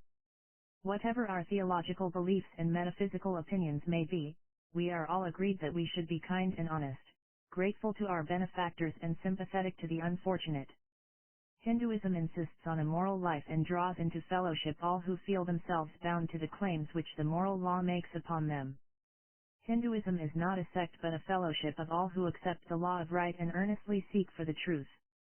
Dharma is right action. In the A superscript 1G Veda, A superscript 1 Ta is the right order of the universe. It stands for both the Satya or the truth of things as well as the Dharma or the law of evolution. Dharma, formed from the root Dha superscript 1, to hold, means that which holds a thing and maintains it in being. Every form of life, every group of men has its Dharma, which is the law of its being. Dharma or virtue is conformity with the truth of things, adharma or vice is opposition to it. Moral evil is disharmony with the truth which encompasses and controls the world. Desires constitute the springs of human action. The life of man centers round certain basic cravings, each distinct from the other in its object and each stimulating men to a particular mode of activity in order to satisfy it. If the several desires were independent of one another and never crossed or modified one another, then their different expressions would be separate and uncoordinated. Family life will have little to do with economic pursuits. Industrial relations will be ethically colorless. Religious activities may be indifferent to the secular sides of life. But man is a whole, and so all his activities have an overarching unity. Each individual has in him the sex and the parental instincts, love of power and wealth, desire for the common good and a hunger for communion with the unseen. These different activities react upon and modify one another. They function in interdependence in Mana-S life. If life is one, then there is one master science of life which recognizes the four supreme ends of Dharma or righteousness, Artha or wealth, Kama or artistic and cultural life, and Moksha superscript 1 pound A or spiritual freedom. The Hindu code of practice links up the realm of desires with the perspective of the eternal. It binds together the kingdoms of earth and heaven. Hinduism does not believe in any permanent feud between the human world of natural desires and social aims and the spiritual life with its discipline and aspiration on the other. It condemns only natural existence which is unrelated to the background. Such a life which concentrates on this world and its good things is not satisfying, for the greatest prosperity comes to its end, dissolving into emptiness. The world and all else on which we pin our faith will desert us in the moment of our triumph. The Hindu thinker dwells on the evanescence of the world and its pitiful futility if its connection with the eternal is snapped. All worldly relationships have their end, but they cannot be ignored. To behave as if they do not exist simply because they do not persist is to court disaster. The eternal is manifested in the temporal, and the latter is the pathway to the former. Truth in the finite aspect leads us to infinite truth. Renunciation is the feeling of detachment from the finite as finite and attachment to the finite as the embodiment of the infinite. The two are bound to each other and to separate them is ruinous. The Upaniya superscript 1 pound ad says, in darkness are they who worship only the world, but in greater darkness they who worship the infinite alone. He who accepts both saves himself from death by the knowledge of the former and attains immortality by the knowledge of the latter. Artha takes note of the economic and the political life of man, the craving for power and property. The urge which gives rise to property is something fundamental in human nature. Unless we change the constitution of the human mind, we cannot eradicate the idea of property. For most men, property is the medium for the expression of personality and intercourse with others. While the pursuit of wealth and happiness is a legitimate human aspiration, they should be gained in ways of righteousness, dharma, if they are to lead ultimately to the spiritual freedom of man. Mocha superscript 1 pound a. Each one of these ends requires ethical discipline. Freedom can be obtained only through bonds of discipline and surrender of personal inclination. To secure the freedom to acquire and to enjoy, we have to limit ourselves and bind our will in certain ways. The countries which are politically free are largely bound in thought and practice. Political freedom is not possible without a large curtailment of freedom of thought and action.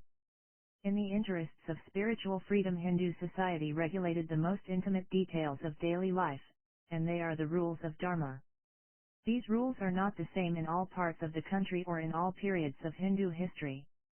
The Hindu legislators accepted the bewildering variety of customs professed by the tribes in India as the civilization spread from the Indus to the Cape. The law books recognize the variety, though they try to refine whatever seems to be morally objectionable. 9 While recognizing them all, an ideal standard is enjoined which imperceptibly brings about a refinement of the customs. According to the Taitanya Upaniya superscript 1 pound ad, the young man is asked in cases of doubt to take as his authority what is done in similar circumstances by the Brahmins, competent to judge, apt and devoted but not harsh, lovers of virtue. Manu urges that the conduct of good people, sadbhaya, and righteous souls of the regenerate classes, dha ramakaya ca dvija tibia yen, may be regarded as consistent, aviridum, with the customs of all countries, families, and castes. Mocha superscript 1 pound a is spiritual realization. The Hindu Dharma says, man does not live by bread alone, nor by his work, capital, ambition, or power or relations to external nature. He lives or must live by his life of spirit. Mocha superscript 1 pound a is self-emancipation, the fulfillment of the spirit in us in the heart of the eternal. This is what gives ultimate satisfaction, and all other activities are directed to the realization of this end. As to the methods of obtaining freedom, the Hindu thinker adopted a very Catholic attitude. As the birds fly in the air, as the fish swim in the sea, leaving no traces behind, even so is the pathway to God traversed by the seeker of spirit. The different pathways have been broadly distinguished into the three types of jnana plus or minus a, wisdom, bhakti or devotion, karma or service. The three are not exclusive, but emphasize the dominant aspects. Wisdom, jnana plus or minus a, does not mean intellectual acumen or dialectical power. Jnana plus or minus a is realized experience. We are saved from sin only when we live in the presence of God. If we have true insight, right action will take care of itself. Truth cannot but act rightly. The way of devotion is the most popular one. Sinners as well as saints, ignorant as well as learned, foolish as well as wise find it easy. Prayer and petition, fasting and sacrifice, communion and self-examination, all are included in the life of devotion. In its highest flights, bhakti coincides with jnana plus or minus a, and both these issue in right karma or virtuous life. While the individual and the social sides of karma are inseparably intertwined, the theory of Vara superscript 1 or caste emphasizes the social aspect, and that of ashrama or stages of life the individual aspect. The 4 stages of brahmacharya or the period of training, Gahastha or the period of work for the world as a householder, Vanaprastha or the period of retreat for the loosening of the social bonds, and Samna Sa or the period of renunciation and expectant awaiting of freedom indicate that life is a pilgrimage to the eternal life through different stages. The first period is that of training and discipline of body and mind. Plastic youth is molded to a life of duty. The student is required to live for a fixed period in the house of his teacher, where he is taught the arts and sciences which would be useful to him in after life. Women were also entitled to brahmacharya. They were given the training of their classes, and thus enabled to take up the functions of the caste in the emergencies of life. Restrictions regarding Vedic study were introduced when women of other racial stocks with different customs were accepted in marriage. The second stage is that of the householder or the Gahastha. A human being is not ordinarily self-sufficing. The god of Aristotle may enjoy his solitary existence, but not the men and women of the world.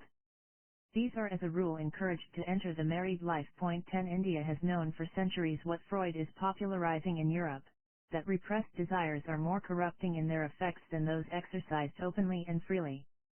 Monastic tendencies were discouraged until one had a normal expression of natural impulses. He who runs back from marriage is in the same boat with one who runs away from battle. Only failures in life avoid occasions for virtue. Marriage is regarded as sacred. The very gods are married.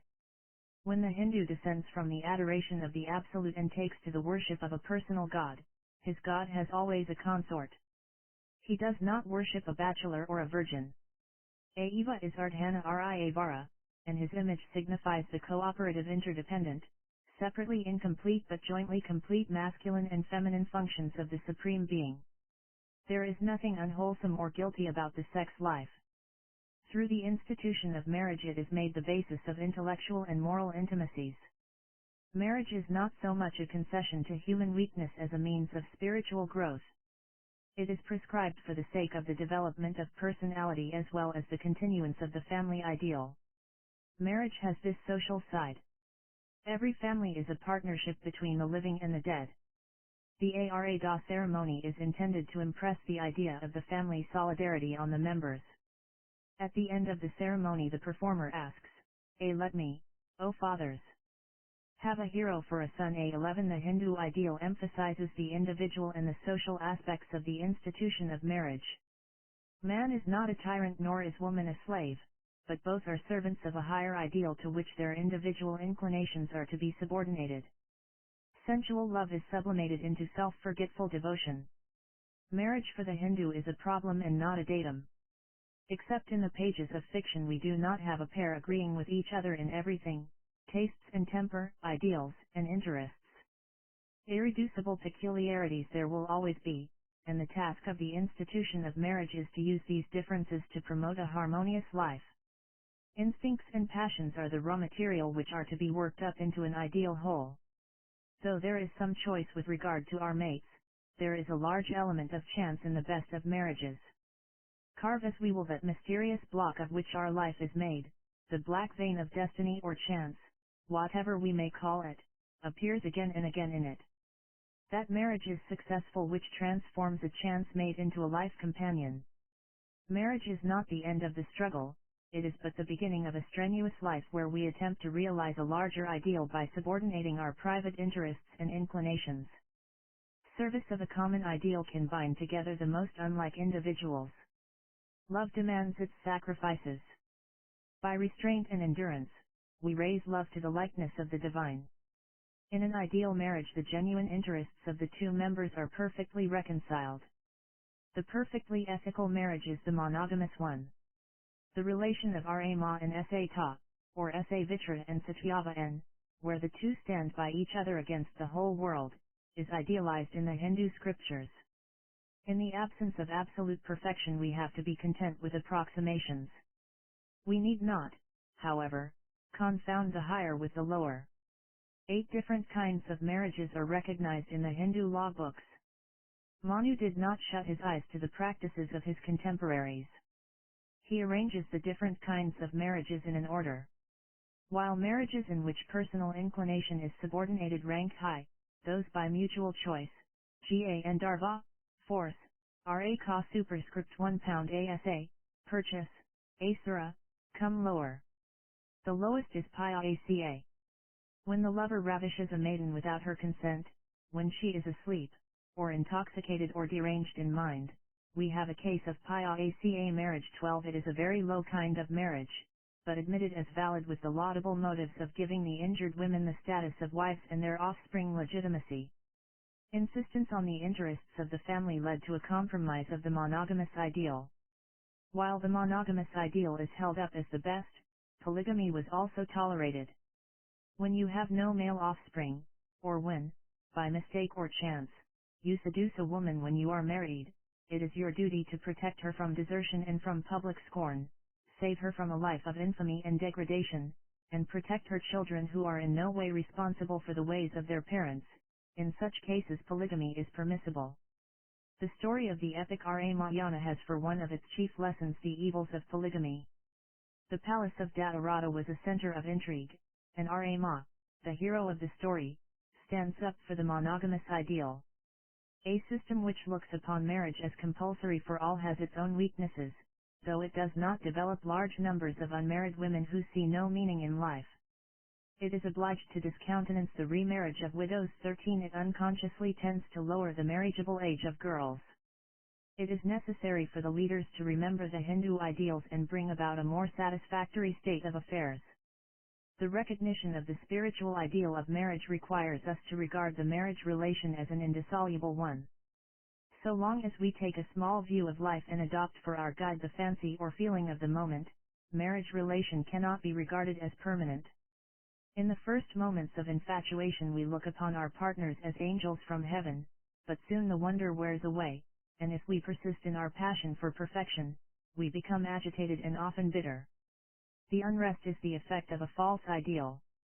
The perfect relation is to be created and not found. The existence of incompatibility is a challenge to a more vigorous effort. To resort to divorce is to confess defeat. The misfits and the maladjustments are but failures. Modern conditions are responsible for the large numbers of divorces and separations. Life has become too hurried. We have no time to understand one another. To justify our conduct, we are setting up exaggerated claims on behalf of the individual and are strongly protesting against discipline. We are confusing self-expression and self-development with a life of instincts and passions. We tend to look upon ourselves as healthy animals and not spiritual beings. We have had sin with us from the beginning of our history, but we have recently begun to worship it. It is not very modern for a man or woman who is sick of his or her partner to take to another, but what is really modern is the new philosophy in justification of it. Disguised feeling is masquerading as advanced thought. The woman who gives up her husband for another is idealized as a heroine who has had the courage to give up the hypocritical moral codes and false sentiments, while she who clings to her husband through good report and bad is a cowardly victim of conventions. Sex irregularities are becoming less shocking and more popular. Though we have had our share of exaggerating the wickedness of women, and though we have some texts which regard the woman as the eternal temptress of the man Adam, a snare of perdition, as Donaldson expressed it, a fireship continually striving to get alongside the male man of war and blow him up into pieces, the general Hindu view of woman is an exalted one. It regards the woman as the helpmate of man in all his work. Ahad Harmia superscript 1a.14. The Hindu believes in the speciality of the contribution which woman makes to the world.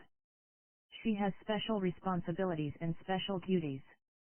Even such an advanced thinker as M.R.S. Bertrand Russell allows that each class and sex has that to give to the common stock of achievement, knowledge, and thought which it alone can give, and robs itself and the community by inferior imitation. 15. So long as children cannot be shaken from heaven, but have to be built within their mother-saw bodies, so long will there be a specific function for women. As the bearing and rearing of children take a good deal of their time and attention, women were relieved of the economic responsibilities for the family.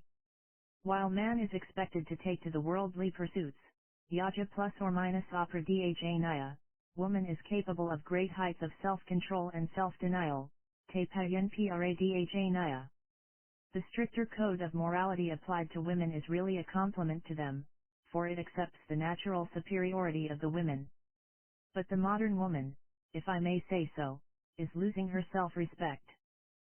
She does not respect her own individuality and uniqueness, but is paying an unconscious tribute to man by trying to imitate him. She is fast becoming masculine and mechanical. Adventurous pursuits are leading her into conflict with her own inner nature. The third stage arises when the responsibilities of home are given up. The wife accompanies the husband to the forest, if she shares his spiritual aims. According to Manu, one must enter the third stage when one becomes a grandfather, or Oni's skin begins to show wrinkles or Oni's hair turns gray. When Oni's bodily powers wane, it is time to depart to the forest and prepare oneself for the true life of the spirit. The main objective of this stage is to escape from the bustle of life into the solitude of the forest to meditate on the higher problems. The stature of man is not to be reduced to the requirements of the society. Man is much more than the custodian of its culture or protector of his country or producer of its wealth. His social efficiency is not the measure of his spiritual manhood. The soul which is our spiritual life contains our infinity within it. What shall it profit a man if he gain the whole world but lose his own soul? A Sanskrit verse reads, A for the family sacrifice the individual, for the community the family, for the country the community, and for the soul the whole world. A family and country, nation, and the world cannot satisfy the soul and man. Each individual is called upon at a certain stage of his life to give up his wife and children and his caste and work. The last part of life's road has to be walked in single file. The aim of the Samnisan is not to free himself from the cares of outward life, but to attain a state of spiritual freedom when he is not tempted by riches or honor, and is not elated by success or depressed by failure.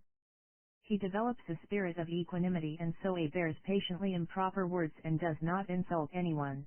He does not hate anyone for the sake of his physical body. 16 These free men are solitary souls who have not any personal attachments or private ambitions, but embody in their own spirit the freedom of the world. They take on the wideness of the whole earth, dwell in love and walk in righteousness. The social order regards the Samnisan as a parasite since he does not contribute to it materially and does not care for its forms. The state looks on him with suspicion as he does not profess any loyalty to any family or church, race, or nation. He does not function in any industrial factory, social system, or political machine. These Samnisans do not serve our policies that make the world unsafe for human life, do not promote our industries that mechanize persons, and do not support our national egoisms that provoke wars. Patriotism is not enough for these fine souls. Life, and not India's life or England's life, demands their devotion. They look upon all men and all groups as equal, Samada Sarvasman. While some forms of Christianity and Buddhism judge the life of the world to be inferior to the life of the monk, and would have loved to place the whole of mankind at one swoop in the cloister, Hinduism, while appreciating the life of the Samnisan, refrained from condemning the state of the householder. Every state is necessary, and in so far as it is necessary it is good. The blossom does not deny the leaf and the leaf does not deny the stalk nor the stalk the root. The general rule is that we should pass from stage to stage gradually. The liberated soul is not indifferent to the welfare of the world. Renunciation is the surrendering of the notions of I and mine, and not the giving up of the work enjoined by the scriptures. It is related of the Buddha that when he was on the threshold of nirvana he turned away and took the vow never to cross it so long as a single being remained subject to sorrow and suffering. The same idea comes out in the sublime verse of the Bhagavad. I desire not the supreme state, of bliss, with its 8 perfections, nor the cessation of rebirth. May I take up the sorrow of all creatures who suffer and enter into them so that they may be made free from grief. Mahadeva, the prince of ascetics, drank poison for the sake of the world. Freedom on the highest level of existence expresses itself on the lower as courage to suffer, sacrifice, and die. This fourfold plan of life yet dominates the Hindu mind. The general character of a society is not always best expressed by the mass of its members. There exists in every community a natural elite, which better than all the rest represents the soul of the entire people, its great ideals, its strong emotions and its essential tendency. The whole community looks to them as their example. When the wick is ablaze at its tip, the whole lamp is said to be burning. Chapter 4. Hindu Dharma, 2. The institution of caste illustrates the spirit of comprehensive synthesis characteristic of the Hindu mind with its faith in the collaboration of races and the cooperation of cultures. Paradoxical as it may seem, the system of caste is the outcome of tolerance and trust. Though it has now degenerated into an instrument of oppression and intolerance, though it tends to perpetuate inequality and develop the spirit of exclusiveness, these unfortunate effects are not the central motives of the system. If the progressive thinkers of India had the power, as they undoubtedly have the authority, they would transform the institution out of recognition. It is not the evils of the system that I am here concerned with so much as the underlying principles. Any survey of the castes of the present day will reveal the complex origin of the institution. Castes are of many kinds: tribal, racial, sectarian, occupational. Some are due to migration. When members of an old caste migrate to a different part of the country, they become a new caste. As it is clear from the Sanskrit word vara superscript 1a, caste had originally reference to color. If we look into the past history of India, we see how the country has been subjected to one race invasion after another. Even at the beginning of her history, India was peopled by various racial groups: the dark aboriginal tribes, the sturdy Dravidians, the yellow-skinned Mongols and the blithe, forceful Aryans. Very soon she developed intimate intercourse with the Persians, the Greeks, and the Scythians, and some of these settled down in India. No other country in the world has had such racial problems as India. Regarding the solution of the problem of racial conflicts, the different alternatives which present themselves are those of extermination, subordination, identification, or harmonization. The first course has been adopted often in the course of the history of the world. The trail of man is dotted with the graves of countless communities which reached an untimely end. But is there any justification for this violation of human life? Have we any idea of what the world loses when one racial culture is extinguished? It is true that the Red Indians have not made, to all appearance, any contribution to the world's progress, but have we any clear understanding of their undeveloped possibilities which, in Goda's good time, might have come to fruition? Do we know so much of ourselves and the world and Goda's purpose as to believe that our civilization, our institutions, and our customs are so immeasurably superior to those of others, not only what others actually possess but what exists in them potentially? We cannot measure beforehand the possibilities of a race. Civilizations are not made in a day, and had the fates been kindlier and we less arrogant in our ignorance, the world, I dare say, would have been richer for the contributions of the Red Indians. Our civilization is quite recent when compared with the antiquity of man and the differentiation of human types. Some of the ancestors of the great British people who are now in the vanguard of humanity were not much advanced as depicted by Julius Caesar. Who could understand the great potentialities of the savages of Britain dressed in skins at their religious worship, burning men alive to appease their gods? No one acquainted with the ancestors of the Teutons would have anticipated for them their glorious contributions to music and metaphysics. Human potentiality is so great, and our knowledge of fundamental racial differences so little, that the cruel repression and extermination of races is not the part of wisdom. A little understanding of human nature and history will enable us to sympathize with the savage and the primitive, the barbarous, and the backward, and help us to see that they also in their imperfect fashions are struggling towards that abiding city which shines in dazzling splendor up the steep and narrow way. Every people, every tribe, however little advanced in its stage of development, represents a certain psychic type or pattern. The interests of humanity require that every type should be assisted and educated to its adequate expression and development.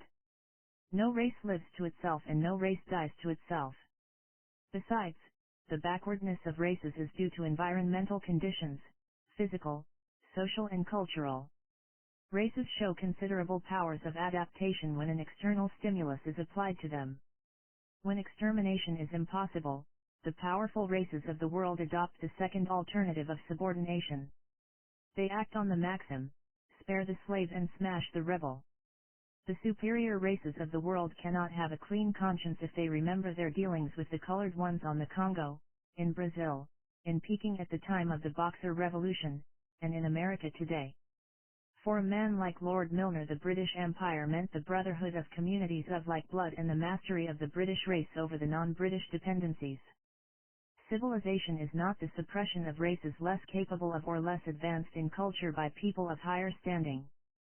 God does not give us the right to destroy or enslave the weak and the unfit. One race may not be as clever or as strong as another, and yet the highest idealism requires that we should give equality of opportunity even to unequal groups. We must respect the independence of every people and lead the backward ones to a full utilization of the opportunities of their environment and a development of their distinctive natural characteristics. Racial fusion on a large scale is an impossibility, if it is to be achieved in a short period of time. For long centuries of social tradition and natural inheritance have produced marked divergencies of temperament, mentality, and physique which cannot be destroyed at a stroke. Nor is it necessary to do away with race individualities and differences to solve the race problem.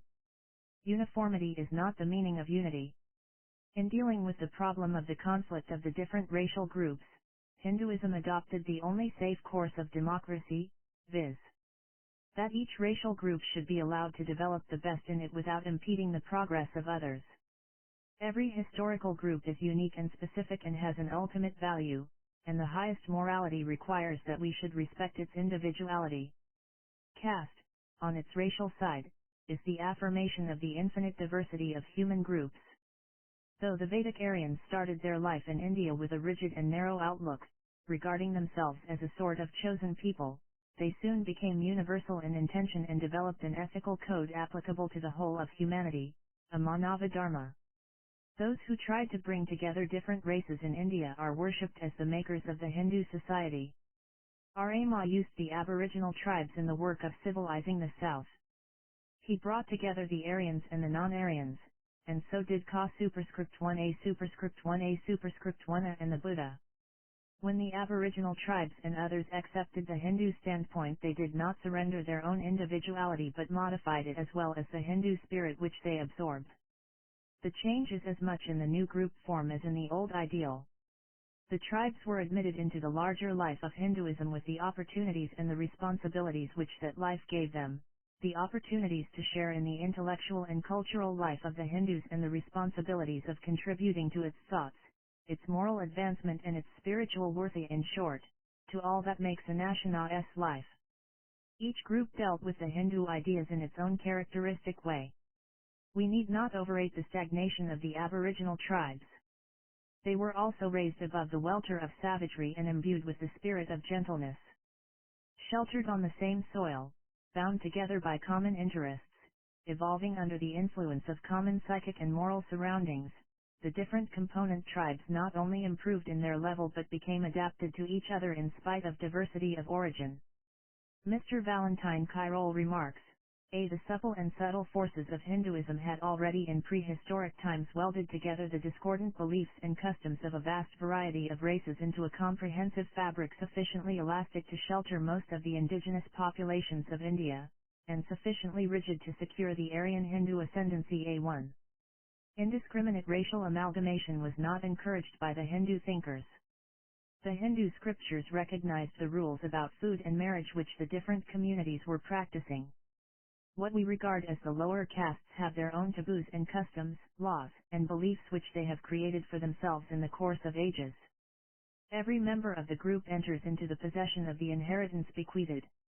It is the law of use and wont that distinguishes one group from its neighbors. Caste is really custom. Crude and false as the customs and beliefs of others may seem to us, we cannot deny that they help the community, adopting them to live at peace itself and in harmony with others. It is a point of social honor for every member to marry within his own caste, and a lower caste woman would refuse to marry one outside her caste, even if he were from a higher one. Though the Hindu theory of caste does not favor the indiscriminate crossing of men and women, interbreeding has been practiced, largely unconsciously, and the essential differences of tribes were modified. Purely anthropological groups are found only among primitive and savage peoples, and not in the societies which play a part in the march of humanity. There has been a general infusion of foreign blood into the Hindu race, and within the race itself there has been a steady flow of blood from the Brahmin to the Kandala. The intermixture of blood has been carefully regulated by means of annuloma and pratuloma marriages, though the tendency to indiscriminate crossing was not encouraged. While Manu recommends marriages of members of the same caste, Savara superscript 1a, he tolerates marriages of men with women of the a lower caste asa, annuloma. Though he does not justify pratuloma marriages, i.e. marriages of women of the a higher castes with men of the a lower, he describes the various progeny of such marriages. While they were not regarded as proper, there is no doubt that they prevailed. Castes of a mixed type have been formed in order to regularize the position of groups originally proceeding from marriages forbidden or discountenanced by custom or law but condoned after a time. Some of the groups which are today regarded as untouchable are said to have arisen by indiscriminate crossing. While we are dealing with this question, it may be observed that the Hindu system did not condemn all crossing as mischievous. When the stocks are of nearly the same level, crossing is highly beneficial. The deplorable example of the Eurasians is frequently quoted, but then the two stocks happen to be widely different. Besides, the circumstances which accompany their birth and training will damage the best of men. The white man who seduces an Indian nearly always abandons her when she becomes a mother, and the child coming into the world as the product of irregular mating, badly nourished and much despised, grows up generally in conditions which are not very desirable. Not only inheritance but environment also counts. Yet the principle of Savara superscript 1a marriages is not unsound. It is a difficult question to decide whether the influence of heredity is so great as to justify Savara superscript 1a marriages only. The question of nature versus nurture is still hotly debated. Democrats are quite certain that it is not blue blood or inherited traits that make for the superiority of the upper classes. The Hindu view, however, has the support of ancient Greek thought and modern science. The Greeks believed in heredity and actually developed a theory of race betterment by the weeding out of inferior strains and the multiplication of the superior ones. As early as the 6th century BC, the Greek poet Theonis of Megara wrote, "We look for rams and asses and stallions of good stock, and one believes that good will come from good, yet a good man minds not to wed the evil daughter of an evil sire. Marvel not that stock of our folk is tarnished, for the good is mingling with the base." We are all familiar with Plato's views of biological selection as the best method of race improvement. Aristotle also believed that the state should encourage the increase of superior types. There has been during the 18th century an increasing insistence on the natural equality of men. Adopting the views of Locke and Rousseau, the thinkers of French and American declarations on human rights, Buckle held that men were molded by their environments as so much soft clay. Modern science, however, holds that this view exaggerates the influence of the environment. Progress does not depend on a mere change of surroundings. Darwin's teaching that evolution proceeds by heredity was taken up by Galton and other biologists like Weismann and de Vries, and the science of eugenics rests today on somewhat safe and sound foundations. The marvelous potency of the germ plasm is shown by carefully isolating and protecting it against external influences when it steadily follows its predetermined course. Even when interfered with, it tends to overcome the opposition and resume its normal course. Every cell of our body contains tiny chromosomes, which practically determine our being, height and weight, form and color, nervous organization and vital energy, temperament and intelligence. Half the number of chromosomes in every cell of our body comes from the father and half from the mother, and they transmit to us most faithfully the qualities of our parents. Any stupidity or insanity of our parents, grandparents, or great-grandparents will be transmitted to our children and our children's children. The Hindu thinkers, perhaps through a lucky intuition or an empirical generalization, assumed the fact of heredity and encouraged marriages among those who are of approximately the same type and quality. If a member of a first-class family marries another of poor antecedents, the good inheritance of the one is debased by the bad inheritance of the other, with the result that the child starts life with a heavy handicap. If the parents are about the same class, the child would be practically the equal of the parents. Point 2 Blood tells. We cannot make genius out of mediocrity or good ability out of inborn stupidity by all the aids of the environment. It does not, however, mean that nature is all and nurture is nothing. The kind of nurture depends on the group and its type.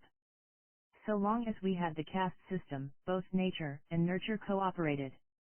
There is such a thing as social heredity. Each successive generation acquires by conscious effort the social acquisitions of the groups.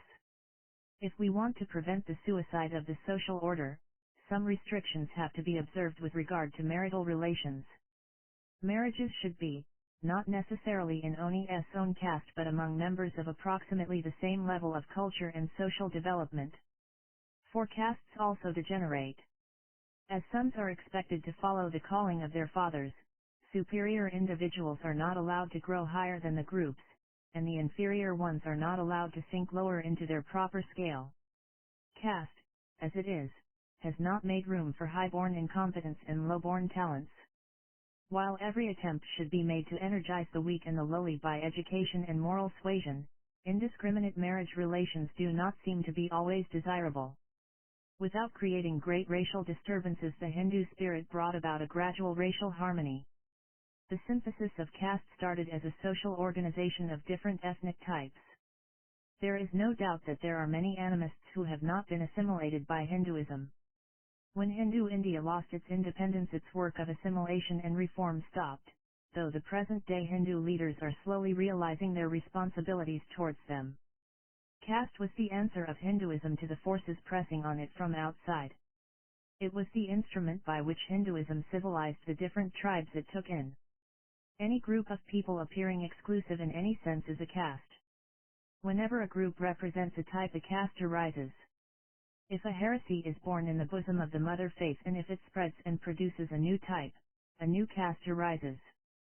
The Hindu society has differentiated as many types as can be reasonably differentiated, and is prepared to accept new ones as they arise. It stands for the ordered complexity, the harmonized multiplicity, the many in one, which is the clue to the structure of the universe. Today many brilliant writers are warning us of a world conflict of races. The rise of racial self-consciousness is a peculiar phenomenon of our times. The colored peoples are clamoring rightly for a share in the control of the world. Those who are politically subject are demanding political freedom. The conflict between emigration and immigration countries is highly acute. When the weak, the ignorant, and the slothful races were wiped out or subordinated, it was argued in defense of this method that the savage races and the primitive peoples could not expect to remain undisturbed in their habitat, for the world cannot afford to let fields lie fallow and or remain undug, and if the chance occupants of resourceful areas are too feeble and sluggish to develop them, their displacement by people who can redeem the waste places is necessary and right. The mere fact that in the chance wanderings of the race, a particular tribe happened to pitch its tent on a diamond field or an oil well whose existence it had not guessed and whose use it had not understood, does not give that tribe an exclusive claim to its possession. No country belongs to itself. The needs of the world are the paramount consideration. But this argument is not applied to the present conditions. While the pressure of population draws masses of men from their countries to seek employment elsewhere, and while there are immense underpopulated areas requiring intelligent labor for the development of their resources, the adjustments are not allowed to take place. America, Australia, South Africa, etc., are forbidden lands to the colored people.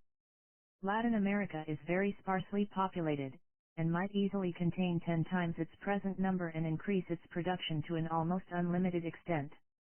There are territories which thirst for population and others which are overflowing with it, and yet pride of race and love of power are overriding all considerations of abstract justice and economic necessity. It is not my purpose here to deal with the practical difficulties in the way of an easy solution of the racial problem. They are great, but they can be solved only by the consciousness of the earth as one great family and an endeavor to express this reality in all our relationships. We must work for a world in which all races can blend and mingle, each retaining its special characteristics and developing whatever is best in it. Very early in the history of Hinduism, the caste distinctions came to mean the various stratifications into which the Hindu society settled. The confusion between the tribal and the occupational is the cause of the perpetuation of the old exclusiveness of the tribal customs and the still stringent rules which govern the constitution of each caste. Caste on its social side is a product of human organization and not a mystery of divine appointment. It is an attempt to regulate society with a view to actual differences and ideal unity. The first reference to it is in the Purua superscript 1 pound a Sakta, where the different sections of society are regarded as the limbs of the Great Self. Human society is an organic whole, the parts of which are naturally dependent in such a way that each part in fulfilling its distinctive function conditions the fulfillment of function by the rest, and is in turn conditioned by the fulfillment of its function by the rest. In this sense the whole is present in each part, while each part is indispensable to the whole. Every society consists of groups working for the fulfillment of the wants of the society. As the different groups work for a common end, they are bound by a sense of unity and social brotherhood. The cultural and the spiritual, the military and the political, the economic classes and the unskilled workers constitute the fourfold caste organization. The different functions of the human life were clearly separated and their specific and complementary character was recognized. Each caste has its social purpose and function, its own code and tradition. It is a close corporation equipped with a certain traditional and independent organization, observing certain usages regarding food and marriage. Each group is free to pursue its own aims free from interference by others. The functions of the different castes were regarded as equally important to the well-being of the whole. The serenity of the teacher, the heroism of the warrior, the honesty of the businessman, and the patience and energy of the worker all contribute to the social growth. Each has its own perfection. The rules of caste bring about an adjustment of the different groups in society. The Brahmins were allowed freedom and leisure to develop the spiritual ideals and broadcast them. They were freed from the cares of existence, as gifts to them by others were encouraged and even enjoined. They are said to be above class interests and prejudices, and to possess a wide and impartial vision. They are not in bondage to the state, though they are consulted by the state. The state, as one of the groups in society, was essentially military in its organization. Its specific function was to preserve peace and order, and see to it that the different groups worked in harmony and no confusion of functions arose.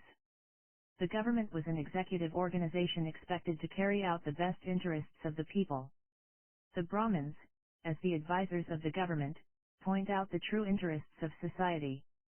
The political and the economic life of the community is expected to derive its inspiration from the spiritual. This principle saved the state from becoming a mere military despotism. The sovereign power is not identified with the interests of the governing classes but with those of the people at large. While Dharma represents the totality of the institutions by which the commonweal is secured and the life of the people is carried on, government is the political organization which secures for all the conditions under which the best life can be developed. The state did not include the other institutions, trade guilds, family life, etc., which were allowed freedom to manage their own affairs. It did not interfere with art, science, and religion, while it secured the external conditions of peace and liberty necessary for them all. Today, the functions of the state are practically unlimited, and embrace almost the whole of social life. In spite of its attachment to the principle of nonviolence, Hindu society made room for a group dedicated to the use of force, the Ka superscript 1 pound a Trias.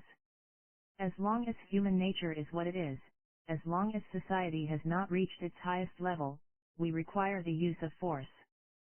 So long as society has individuals who are hostile to all order and peace, it has to develop controls to check the anti-social elements. These anti-social forces gather together for revolt when the structure of society is shaken by war or internal dissensions. It is a great tribute to the relative soundness of the social structure in Great Britain, in all its strata, that its industrial upheavals, such as the general strike of 1926, which continued for 9 days, are marked by little criminality and rowdyism. The economic group of the Vayas were required to suppress greed and realize the moral responsibilities of wealth. Property is looked upon as an instrument of service. In the great days of Hinduism, the possessor of property regarded it as a social trust and undertook the education, the medical relief, the water supply and the amusements of the community. Unfortunately, at the present day in almost all parts of the world the strain of money-making has been so great that many people are breaking down under it. Love of wealth is disrupting social life and is tending to the suppression of the spiritual. Wealth has become a means of self-indulgence, and universal greed is the cause of much of the meanness and cruelty which we find in the world. Hinduism has no sympathy with the view that to mix religion and business is to spoil two good things. We ought not to banish spiritual values from life. The unskilled workers and the peasants form the proletariat, the Aadras. These castes are the actual living members of the social body, each centered in itself and working alongside one another in cooperation. When a new group is taken into the fold of Hinduism, it is affiliated with one of the 4 castes. Many of the races from outside were accepted as Ka superscript 1 pound Trias. Mr. Jackson writes, those Indians indeed have a poor opinion of their country's greatness who do not realize how it has tamed and civilized the nomads of Central Asia, so that wild Turkoman tribes have been transformed into some of the most famous of the Rajput royal races. A3.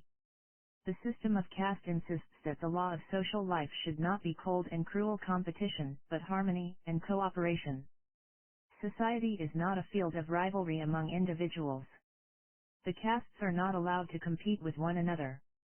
A man born in a particular group is trained to its manner, and will find it extremely hard to adjust himself to a new way. Each man is said to have his own specific nature, svabhava, fitting him for his own specific function, svadharma, and changes of dharma or function are not encouraged. A sudden change of function when the nature is against its proper fulfillment may simply destroy the individuality of the being. We may wish to change or modify our particular mode of being, but we have not the power to effect it. Nature cannot be hurried by our desires. The 4 castes represent men of thought, men of action, men of feeling, and others in whom none of these is highly developed. Of course, these are the dominant and not the exclusive characters, and there are all sorts of permutations and combinations of them which constitute adulterations, sankara, and mixture. Mia Rajati. The author of the Bhagavad Gita believes that the divisions of caste are in accordance with each mana's character and aptitude. 4 Karma is adapted to Gwa superscript 1a, and our qualities in nature can be altered only gradually. Since we cannot determine in each individual case what the aptitudes of the individuals are, heredity and training are used to fix the calling. Though the functions were regarded as hereditary, exceptions were freely allowed. We can learn even from lowly persons. All people possess all qualities, though in different degrees. The Brahmin has in him the possibilities of a warrior. The A superscript 1 pound is of old were agriculturists and sometimes warriors too. The caste idea of vocation as service, with its traditions and spiritual aims, never encouraged the notion of work as a degrading servitude to be done grudgingly and purely from the economic motive. The perfecting of its specific function is the spiritual aim which each vocational group set to itself. The worker has the fulfillment of his being through and in his work. According to the Bhagavad Gita, one obtains perfection if one does one's duty in the proper spirit of non-attachment. The cant of the preacher who appeals to us for the deep-sea fishermen on the ground that they daily risk their lives, that other people may have fish for their breakfasts, ignores the effect of the work on the worker. They go to sea not for us and our breakfasts but for the satisfaction of their being.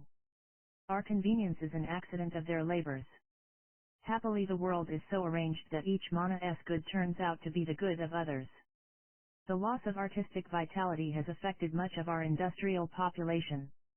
A building craftsman of the old days had fewer political rights, less pay, and less comfort too, but he was more happy as he enjoyed his work. Our workers who enjoy votes will call him a slave simply because he did not go to the ballot box. But his work was the expression of his life. The worker, whether a mason or a bricklayer, blacksmith, or carpenter, was a member of a great cooperative group initiated into the secrets of his craft at an impressionable age. He was dominated by the impulse to create beauty. Specialization has robbed the worker of pride in craft. Work has now become business, and the worker wants to escape from it and seeks his pleasure outside in cinemas and television. While the social aspirations of the working classes for a fuller life are quite legitimate, there is unfortunately an increasing tendency to interpret welfare in terms of wealth. The claims of materialism are more insistent in the present vision of social betterment.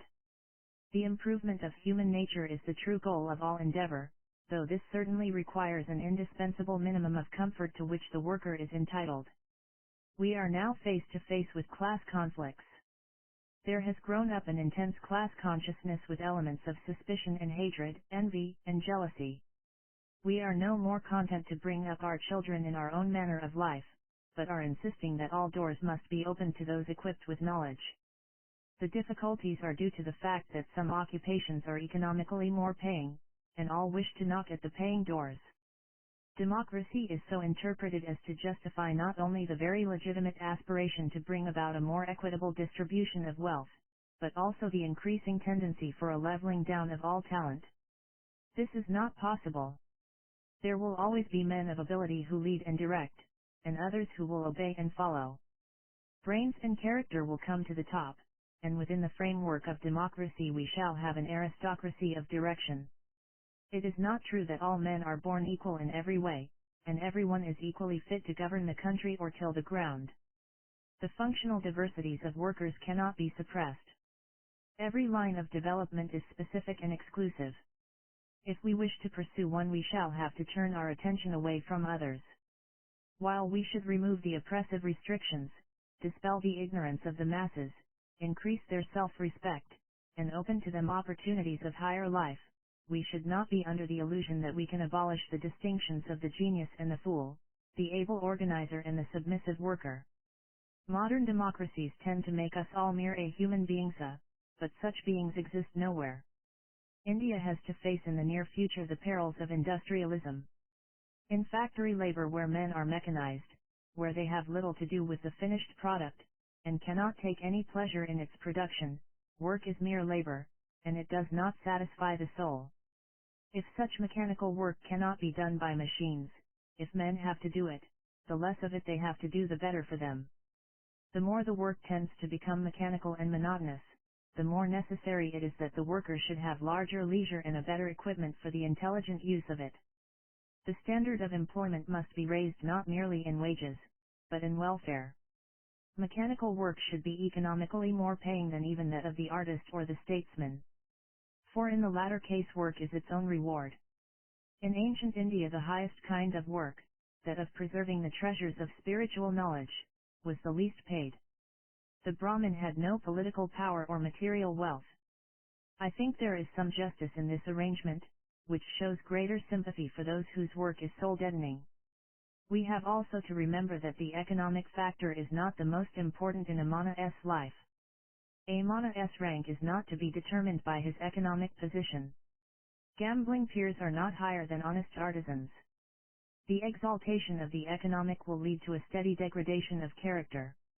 Again, we should not forget that the individuals who constitute the nation cannot all pursue the one occupation of political leadership or military power, but will be distributed into many employments, and these will tend to create distinctive habits and sympathies.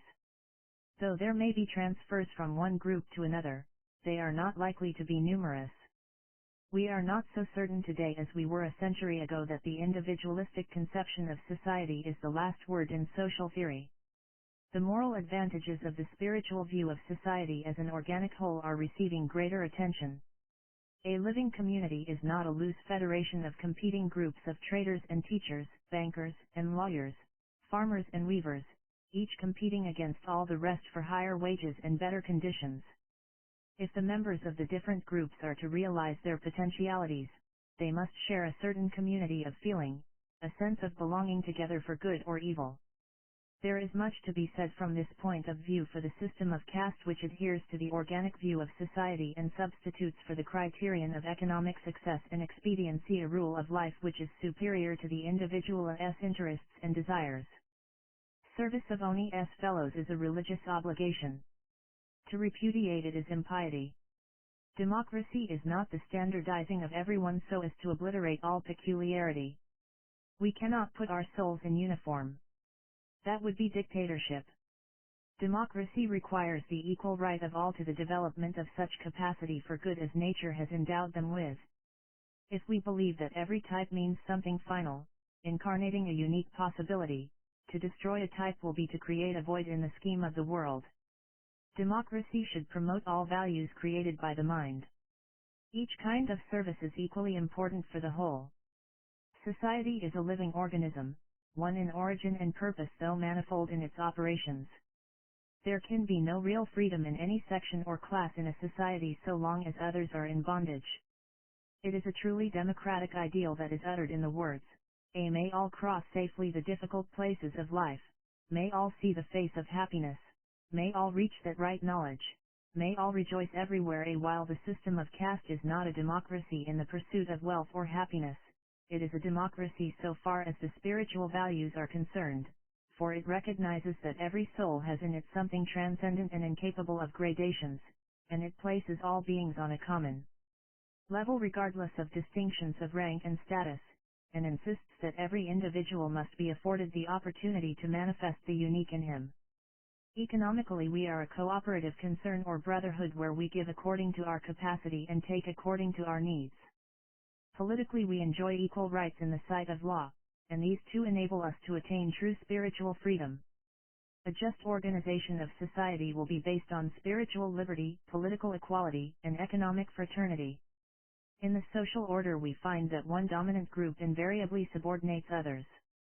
Under the feudal constitution of society the exercise of the military function was most esteemed.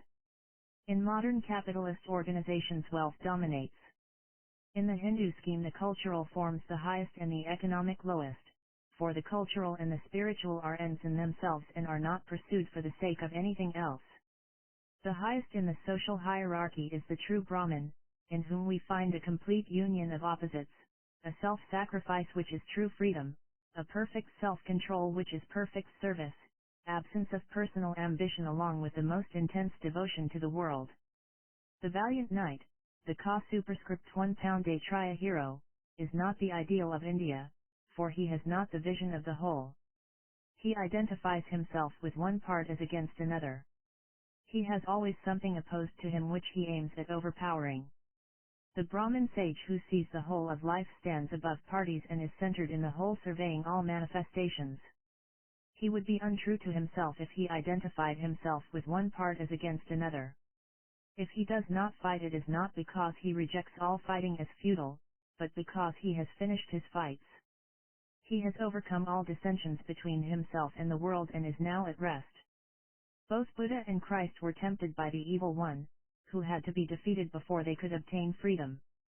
Maitra or friendliness to all is the chief quality of the Brahmin and most of us cannot attain to it except by gradual steps. The good fighter is the preliminary to the wise sage. He who fights gallantly as a warrior gains practical insight through the battlefield and becomes mature for the divine peace of wisdom.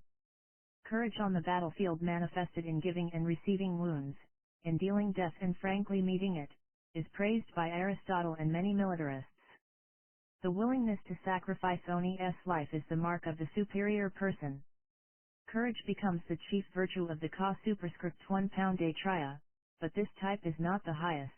For Ka superscript 1 pound a Triya valor, however sublimated, is the expression of the primitive in us.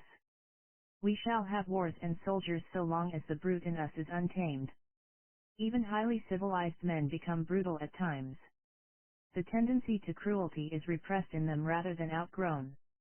In those awful moments of life when the soul stands facing a great wrong and is torn with anguish and indignation the Ka superscript 1 pound a Triya exclaims, now you shan't do that, I'll kill you and the true Brahmin will say, do not do that, I would rather die the higher the man, the fewer are his rights and the more numerous his duties. While the dreamer wishes to see his ideals realized immediately and entirely, the Hindu code insists on a gradual transformation. It takes note of the laws and conditions of reality. The misguided idealist is shocked by the imperfections of man, is exasperated by the slow progress achieved, attributes to all his own enthusiasm for ideals, dreams shortcuts to the millennium, and thus joins the forces of revolt. The state looks upon him as a danger to society. By protesting against the checks and controls he leaves society open to the assaults of anarchy. The wise plan is to keep our feet on earth and our eyes steady on the stars. Ideals have to be realized through the common clay of human nature, of which the high and the low, the wise and the foolish are made. If all men were wise, life would be a simple task, but as men are attempting to be wise with varying degrees of success, the problems of human life have the character they possess. The Hindu thinkers distinguish between the less evolved in whom the powers of self-analysis and self-direction have not arisen, and the more evolved or the twice-born who were graded into the three classes of Brahmin, Ka superscript 1 pound Kshatriya, and Vaishya. The different castes represent members at different stages on the road to self-realization. However lowly a man may be, he can raise himself sooner or later by the normal process of evolution to the highest level and obtain freedom from the vicissitudes of time. Room and time are found for each to take his natural level, and everyone who shows a tendency to rise is lifted to the level of his highest capacity. Distinctions soon began to be made among the different occupations, and the privileges and restrictions caused the degradation of some groups. Whenever the hierarchical conception tended to endanger the spiritual status and equality of the different classes, protests were uttered. All irrational snobbery was denounced. An artisan is as much a civilized man as a warrior.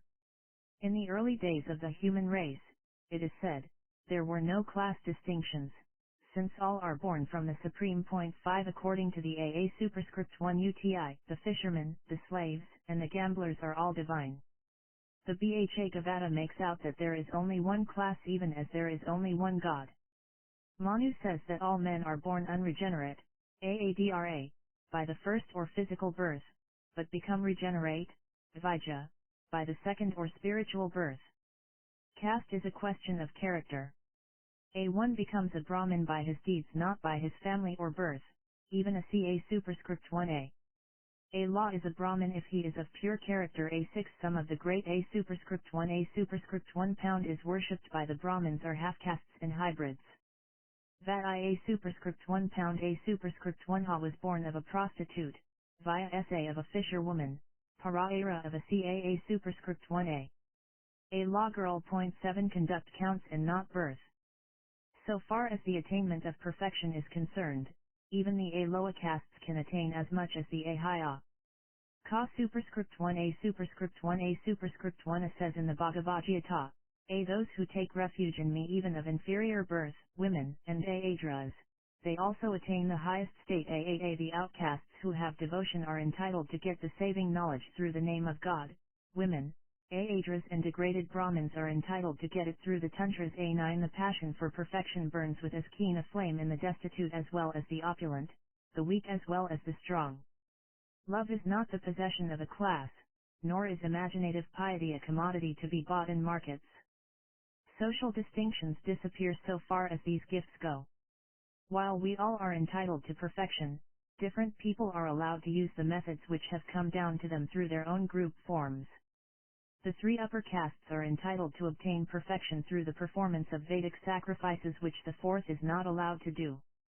Upanayana or initiation ceremony and Vedic study were denied to them.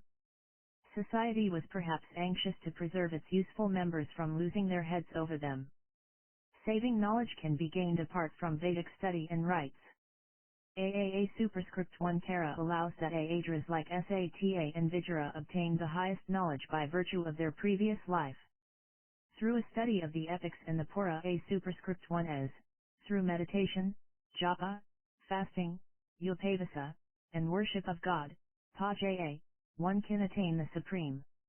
Every man from the simple fact of his manhood, Puru A superscript 1 pound A matra Saa superscript 1 Bandhivya yen, is capable of reaching perfection. 10. The struggle for equality has been with us from the beginning of India's history. We have one evidence of it in the feud between Bat I A superscript 1 pound A superscript 1 Ha, the pillar of orthodoxy and the enemy of all innovation, and Via Va Mitra, the leader of the progressives and the champion of freedom and liberty. While the conservative Vasistha wanted the Vedic religion to be confined solely to the Aryans, Via Va Mitra tried to universalize it. The movement of the Upaniya superscript 1 pound ads was in spirit a democratic one. Buddhism, as is well known, undermines all hierarchical ideas. AAA superscript 1 Kara's philosophy was essentially democratic, and R. A. Manuja honored members of the Aadra and the Pankama classes as Alvars. The Vedic rule of life was confined to the people who developed under the stimulus of experience recorded in the Vedas. Its forms are singularly well marked in type, and those of others were sufficiently unlike them to justify a distinction. Each group was allowed to work out its life unfettered by alien ideas which might confuse or obliterate its aim. But soon these special forms were regarded as a sort of spiritual monopoly, and ideas of superiority and inferiority developed. The institution of caste came into being for the development of Society 11, and the welfare of society today demands a breaking down of all suspicion of monopoly. With the general leveling up there will be a greater democratization of the ideals. In the Golden Age only the Brahmins practiced austerities, in the second both Brahmins and Ka superscript 1 pound Kshatriyas, in the third the three upper classes, and in the fourth all the four classes. In other words, the Hindu scriptures should be thrown open at the present day to all people irrespective of their caste or sex. To draw this brief exposition to an end, it may perhaps be useful to give a RA copyright summa copyright of the central spirit of Hinduism and its application to the problems of religion and society. We see that the Hindu recognizes one supreme spirit, though different names are given to it. In his social economy he has many castes, but one society. In the population there are many races and tribes, but all are bound together by one common spirit. Though many forms of marriage are permitted, there is only one ideal aimed at. There is a unity of purpose underlying the multitudinous ramifications. The world, which is a perpetual flow, is not all subjection to law and tendency to perfection indicate that it is based on a spiritual reality which is not exhausted in any particular object or group of objects. God is in the world, though not as the world. His creative activity is not confined to the significant stages in the evolutionary process. He does not merely intervene to create life or consciousness, but is working continuously. There is no dualism of the natural and the supernatural. The spiritual is an emergent of the natural in which it is rooted. The Hindu spirit is that attitude towards life which regards the endless variety of the visible and the temporal world as sustained and supported by the invisible and eternal spirit. Evil, error and ugliness are not ultimate. Evil has reference to the distance which good has to traverse. Ugliness is halfway to beauty. Error is a stage on the road to truth. They have all to be outgrown. No view is so utterly erroneous, no man is so absolutely evil as to deserve complete castigation. If one human soul fails to reach its divine destiny, to that extent the universe is a failure. As every soul is unlike all others in the world, the destruction of even the most wicked soul will create a void in Goda's scheme. There is no hell, for that means there is a place where God is not, and there are sins which exceed his love. If the infinite love of God is not a myth, universal salvation is a certainty. But until it is achieved, we shall have error and imperfection. In a continuously evolving universe evil and error are inevitable, though they are gradually diminishing. In religion, Hinduism takes its stand on a life of spirit, and affirms that the theological expressions of religious experience are bound to be varied. One metaphor succeeds another in the history of theology until God is felt as the central reality in the life of man and the world. Hinduism repudiates the belief resulting from a dualistic attitude that the plants in my garden are of God, while those in my neighbor's are weeds planted by the devil which we should destroy at any cost. On the principle that the best is not the enemy of the good, Hinduism accepts all forms of belief and lifts them to a higher level. The cure for error is not the stake or the cudgel, not force or persecution, but the quiet diffusion of light. In practical religion, Hinduism recognizes that there are those who wish to see God face to face, others who delight in the endeavor to know the truth of it all. Some find peace in action, others in non-action. A comprehensive religion guides each along his path to the common goal, as all woo the same goddess though with different gifts. We must not give supreme and sole importance to our speciality. Perfection can be attained as a celibate, or a householder, or an anchorite. A rigid uniform outlook is wrong. The saintliness of the holy man does not render the steadfastness of the devoted wife or the simple innocence of the child superfluous. The perfection of every type is divine. A whatsoever is glorious, good, beautiful, and mighty, understand that it goes forth from out of a fragment of my splendor. A12. The law of karma tells us that the individual life is not a term, but a series. Fresh opportunities will be open to us until we reach the end of the journey. The historical forms we assume will depend on our work in the past. Heaven and hell are higher and lower stages in one continuous movement. They are not external to the experiencing individuals. Purification is by means of purgation. The wages of sin is suffering. We need not regard sin as original and virtue as vicarious. We should do our duty in that state of life to which we happen to be called. Most of us have not a free hand in selecting our vocation. Freedom consists in making the best of what we have, our parentage, our physical nature and mental gifts. Every kind of capacity, every form of vocation, if rightly used, will lead us to the center. While the ideal of monogamy is held up as the best means for a complete mental and spiritual as well as physical understanding between husband and wife, other forms were permitted in view of the conditions of people with different ideals and interests, habits, and desires. A happy marriage requires to be made by slow steps and with much patient effort. If incompatibility of temper is enough to justify divorce, many of us will be divorced. While women's functions are distinguished from those of men, there is no suggestion of their inferiority. While caste has resulted in much evil, there are some sound principles underlying it. Our attitude to those whom we are pleased to call primitive must be one of sympathy. The task of the civilized is to respect and foster the live impulses of backward communities and not destroy them. Society is an organism of different grades, and human activities differ in kind and significance. But each of them is of value so long as it serves the common end. Every type has its own nature which should be followed. No one can be at the same time a perfect saint, a perfect artist, and a perfect philosopher. Every definite type is limited by boundaries which deprive it of other possibilities. The worker should realize his potentialities through his work, and should perform it in a spirit of service to the common weal. Work is craftsmanship and service. Our class conflicts are due to the fact that a warm living sense of unity does not bind together the different groups. These are some of the central principles of the Hindu faith.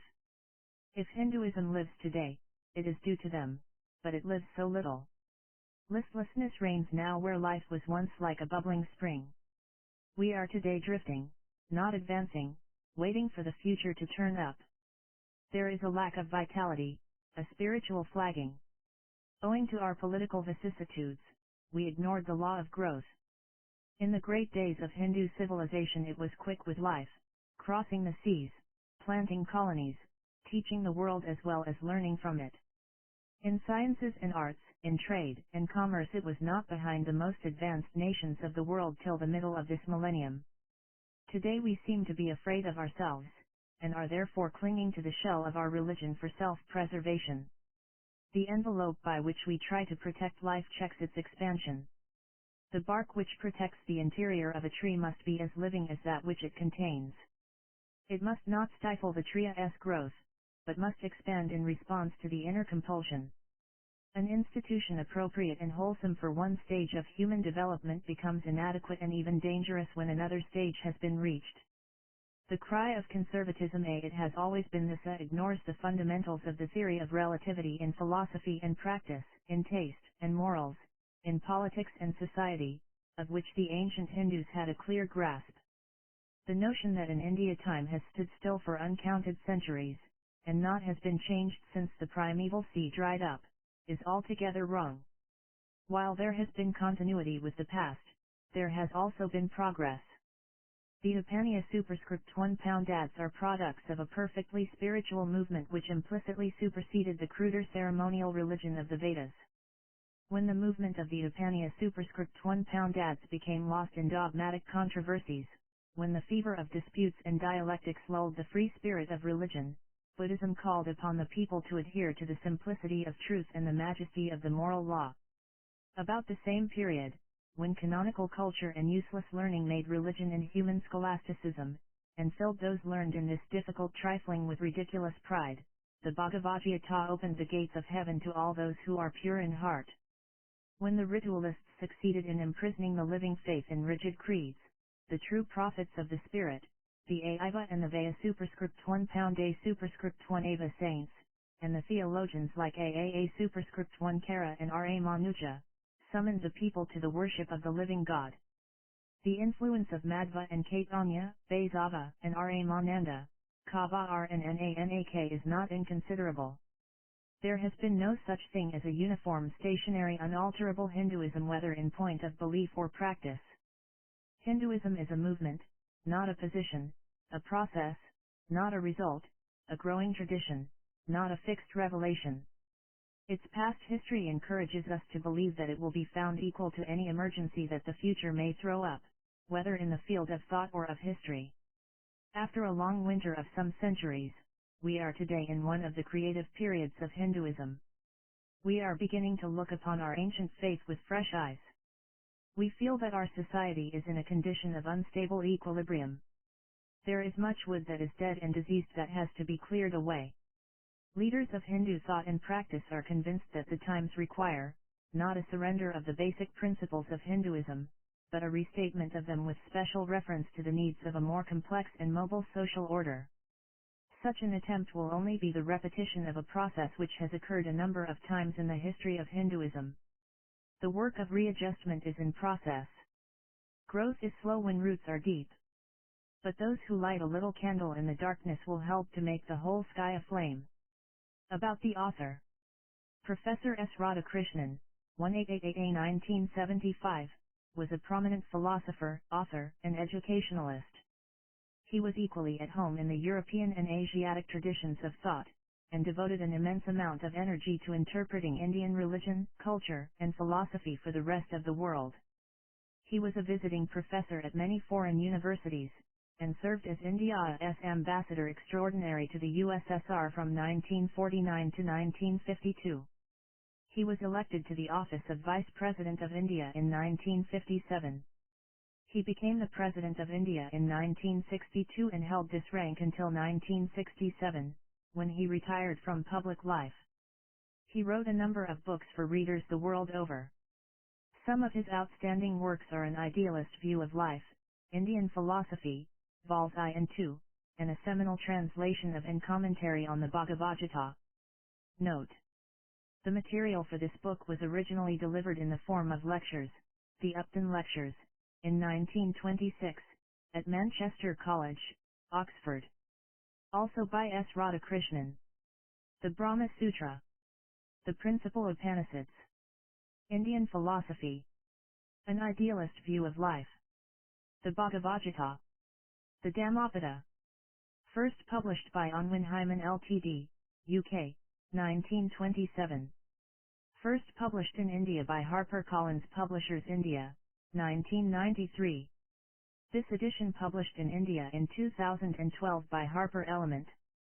An imprint of HarperCollins Publishers. Copyright A. Copyright S. Radhakrishnan 1927, 2009, 2012. ISBN 978-81-7223-845-2. EPUB edition A. Copyright April 2015 EISBN 978-93513-6045-2. 246810975531. S. Radhakrishnan asserts the moral right to be identified as the author of this work. All rights reserved under the Copyright Act, 1957. By payment of the required fees, you have been granted the non-exclusive, non-transferable right to access and read the text of this ebook on screen. No part of this text may be reproduced, transmitted, downloaded, decompiled, reverse-engineered, or stored in or introduced into any information storage and retrieval system, in any form or by any means, whether electronic or mechanical, now known or hereinafter invented, without the express written permission of HarperCollins Publishers India. Cover design, A.J. Thackeray. www.harpercollins.co.in. HarperCollins Publishers. A75, Sector 57, Noida, Uttar Pradesh 201301, India. 1. London Bridge Street, London, SE19GF, United Kingdom. Hazelton Lanes, 55 Avenue Road Suite 2900 Toronto, Ontario M5R3L2.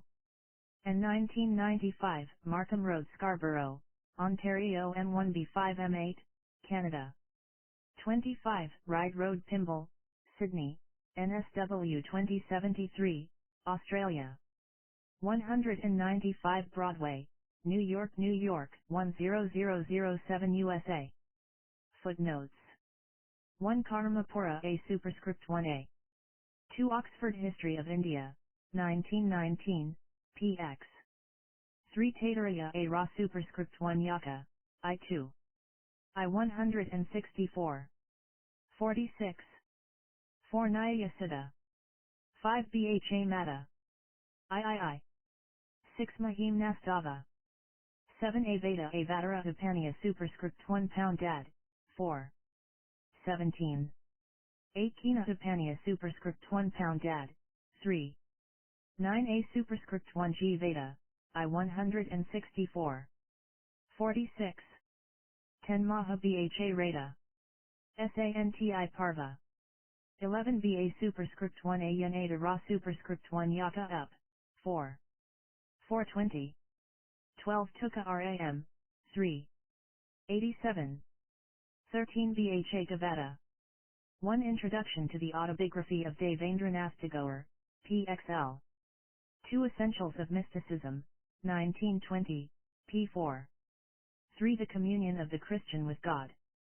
4 Ibid, p29. 5 Many modern sects accept outsiders. Devala S. Samadhi lays down rules for the simple purification of people forcibly converted to other faiths, or of womenfolk defiled and confined for years, and even of people who, for worldly advantage, embrace other faiths. 6 In the Maha Bha Rada, 4-7, we find that she delights in wine, flesh, and animal sacrifices. Gadavaho, AD 700, refers to animal and human sacrifice offered to Ka Li Ka superscript 1 pound Yudrakamala Kara, 15th century ad, speaking of the image of Durga at Bint Hayakala near Mirzapur, says that Kali is the goddess of the Kiratas and other aboriginal tribes and is worshipped by the Mlekas, the Thugs, etc. 7 Hari Studi, 18. 8 Gover, The Folk Songs of Southern India, 1871, p. 165. 9 Needham, Science, Religion, and Reality, 1926, pages 334-A5. 10 C. P. Spinoza, A religion is universal to the human race. Wherever justice and charity have the force of law and ordinance, there is God's kingdom. A. 11 The Golden Bough, abridged edition, 1922, p. 56. 12 Part I, p. 362. 13 The People of India, 1915. 14 Suttanipata, 782, see also AA superscript 1 Guttara Nikaya, 3. 57 I, where Buddha encourages gifts by Buddhists to non-Buddhists as well. He admits the right of non-Buddhists to heaven. In the Majjhima Nikaya, IP 483, he mentions that a particular Ajivaka gained heaven by virtue of his being a believer in karma. Buddha held in high respect the Brahmins who led the truly moral life. 15 The 12th Rock Edict. 16 C.P. Dean Inga, A. The center of gravity in religion has shifted from authority to experience. The fundamental principles of mystical religion are now very widely accepted, and are, especially with educated people, avowedly the main ground of belief. A. The Platonic tradition in English religious thought, 1926, pages 113 to 15. 19 Samkara on Bradaranyaka 2. 49. 1 Nikomachin Ethics, I6. 2 AAA superscript 1 Kara on BA superscript 1 Hadara superscript 1 Yakopanaya superscript 1 Pound Dad, 2. 4 I1 half 9. 3 A Nandagiri on Brahma SA Tra, I2A8. 4 BA superscript 1 H up, 3. 8 9. 5 Bhagavajyata, 3. 40. 6 A Vet. Up, 6. 11. 7 CP Munir Manud Murtom Musai 8. The monk meditates and the fool is freed. 8 Bhagavajyata, 7. 40. 9 C Bodhayana, BA superscript 1 Haspati, Devala, Gautama. 10 According to Harita SMA superscript 1 TI, XX23, quoted by SA Ya superscript 1 in his commentary on Para Aera SAA superscript 1 Hita, Bombay Sanskrit Series, Part 2, p. 82, girls are divided into two classes, Brahmavadina S, or those who are devoted to sacred wisdom, and Sadhyavadha S, or those who get married. Some of the well-known women of early Sanskrit literature, like Garga in the BA superscript 1 AN. Up, Sulabha in Mahabharata, A Abhara in the Ra Maya superscript 1a, lived unmarried lives. The Hindu social code deals not so much with such exceptional cases as with the typical course and its functional rule. It legislates for the normal. 11 CP The Vedic prayer, may we have great heroes amongst us. 12 Manu, 3. 34. 13 But Ca superscript 1 G Veda, X18. 8. A Valayana, 4. 218, Agni Pura A superscript 1a, Clyene. 14 Sa Ya superscript 1a, commenting on A superscript 1 G Veda, V61. 8, says, A the wife and the husband, being the equal halves of one substance, are equal in every respect, both should join and take equal part in all work, religious and secular. A This ideal is lowered in some passages of Manu and Yaja plus or minus Avakaya. 15 Hypatia, 1925. 16 Manu, 6. 47 FF. 1 India, Old and New, 1921, pages 4-A3. 2 An interesting record of one Martin Kalakok appeared in Popular Science Siftings. A Martin Kalakok was a young soldier in the Revolutionary War. His ancestry was excellent. But in the general laxity and abnormal social conditions of wartime he forgot his noble blood. He met a physically attractive but feeble-minded girl. The result of the meeting was a feebly-minded boy. This boy grew up and married a woman who was apparently of the same low stock as himself. They produced numerous progeny. These children in turn married others of their kind, and now for 6 generations this strain has been multiplying. Since that night of dissipation long ago the population has been augmented by 480 souls who trace their ancestry back to Martin Kalakok and the nameless girl. Of these 143 have been feeble-minded, 33 have been immoral, 36 illegitimate, 3 epileptics, 3 criminals and 8 brothel keepers. The original Martin, however, after sowing this appalling crop of wild oats, finally married a young Quaker woman of splendid talents and noble ancestry. From this union there have been 496 direct descendants. Many of them have been governors, soldiers, one founder of a great university, doctors, lawyers, judges, educators, landholders, and useful citizens and admirable parents prominent in every phase of social life. The last one in evidence is now a man of wealth and influence. A. 3 Indian Antiquary, January 1911. 4-3. 21, 17. 13, 41, 45A6. 5 Sarvam Brahmam Idam Jagat. Maha Bha Rada. A Anti, p. 186. 6-9. 1448. 7 Gas superscript 1 IKA Garbe Sa superscript 1 BHA to that IA superscript 1 Pound A superscript 1 Ha Ca Mahamunya Yen Tapasa Brahma superscript 1 OJA TAA Yen SAA superscript 1 Ska RAS Tatra Kara superscript 1 AA superscript 1 JA Tau Via Sasto Kaivartya A Yen A Vapakia S2 Para A Arayan Bahavon Yepi Vipratvam PRAPDA Yaparavam Adviha A Yen 8-9 32. 9 Anjaja Pi Yabakta Na Maha plus or minus A Na Dhika Ria superscript 1 Austria A Adra Brahma Bandha Nam Tantraja plus or minus A Na Dhika Rita 10 Aaa superscript 1 Kara on Brahma Sa Tra 3. 438. 11 Manu I 32. 12 Bhagavagyata X 41.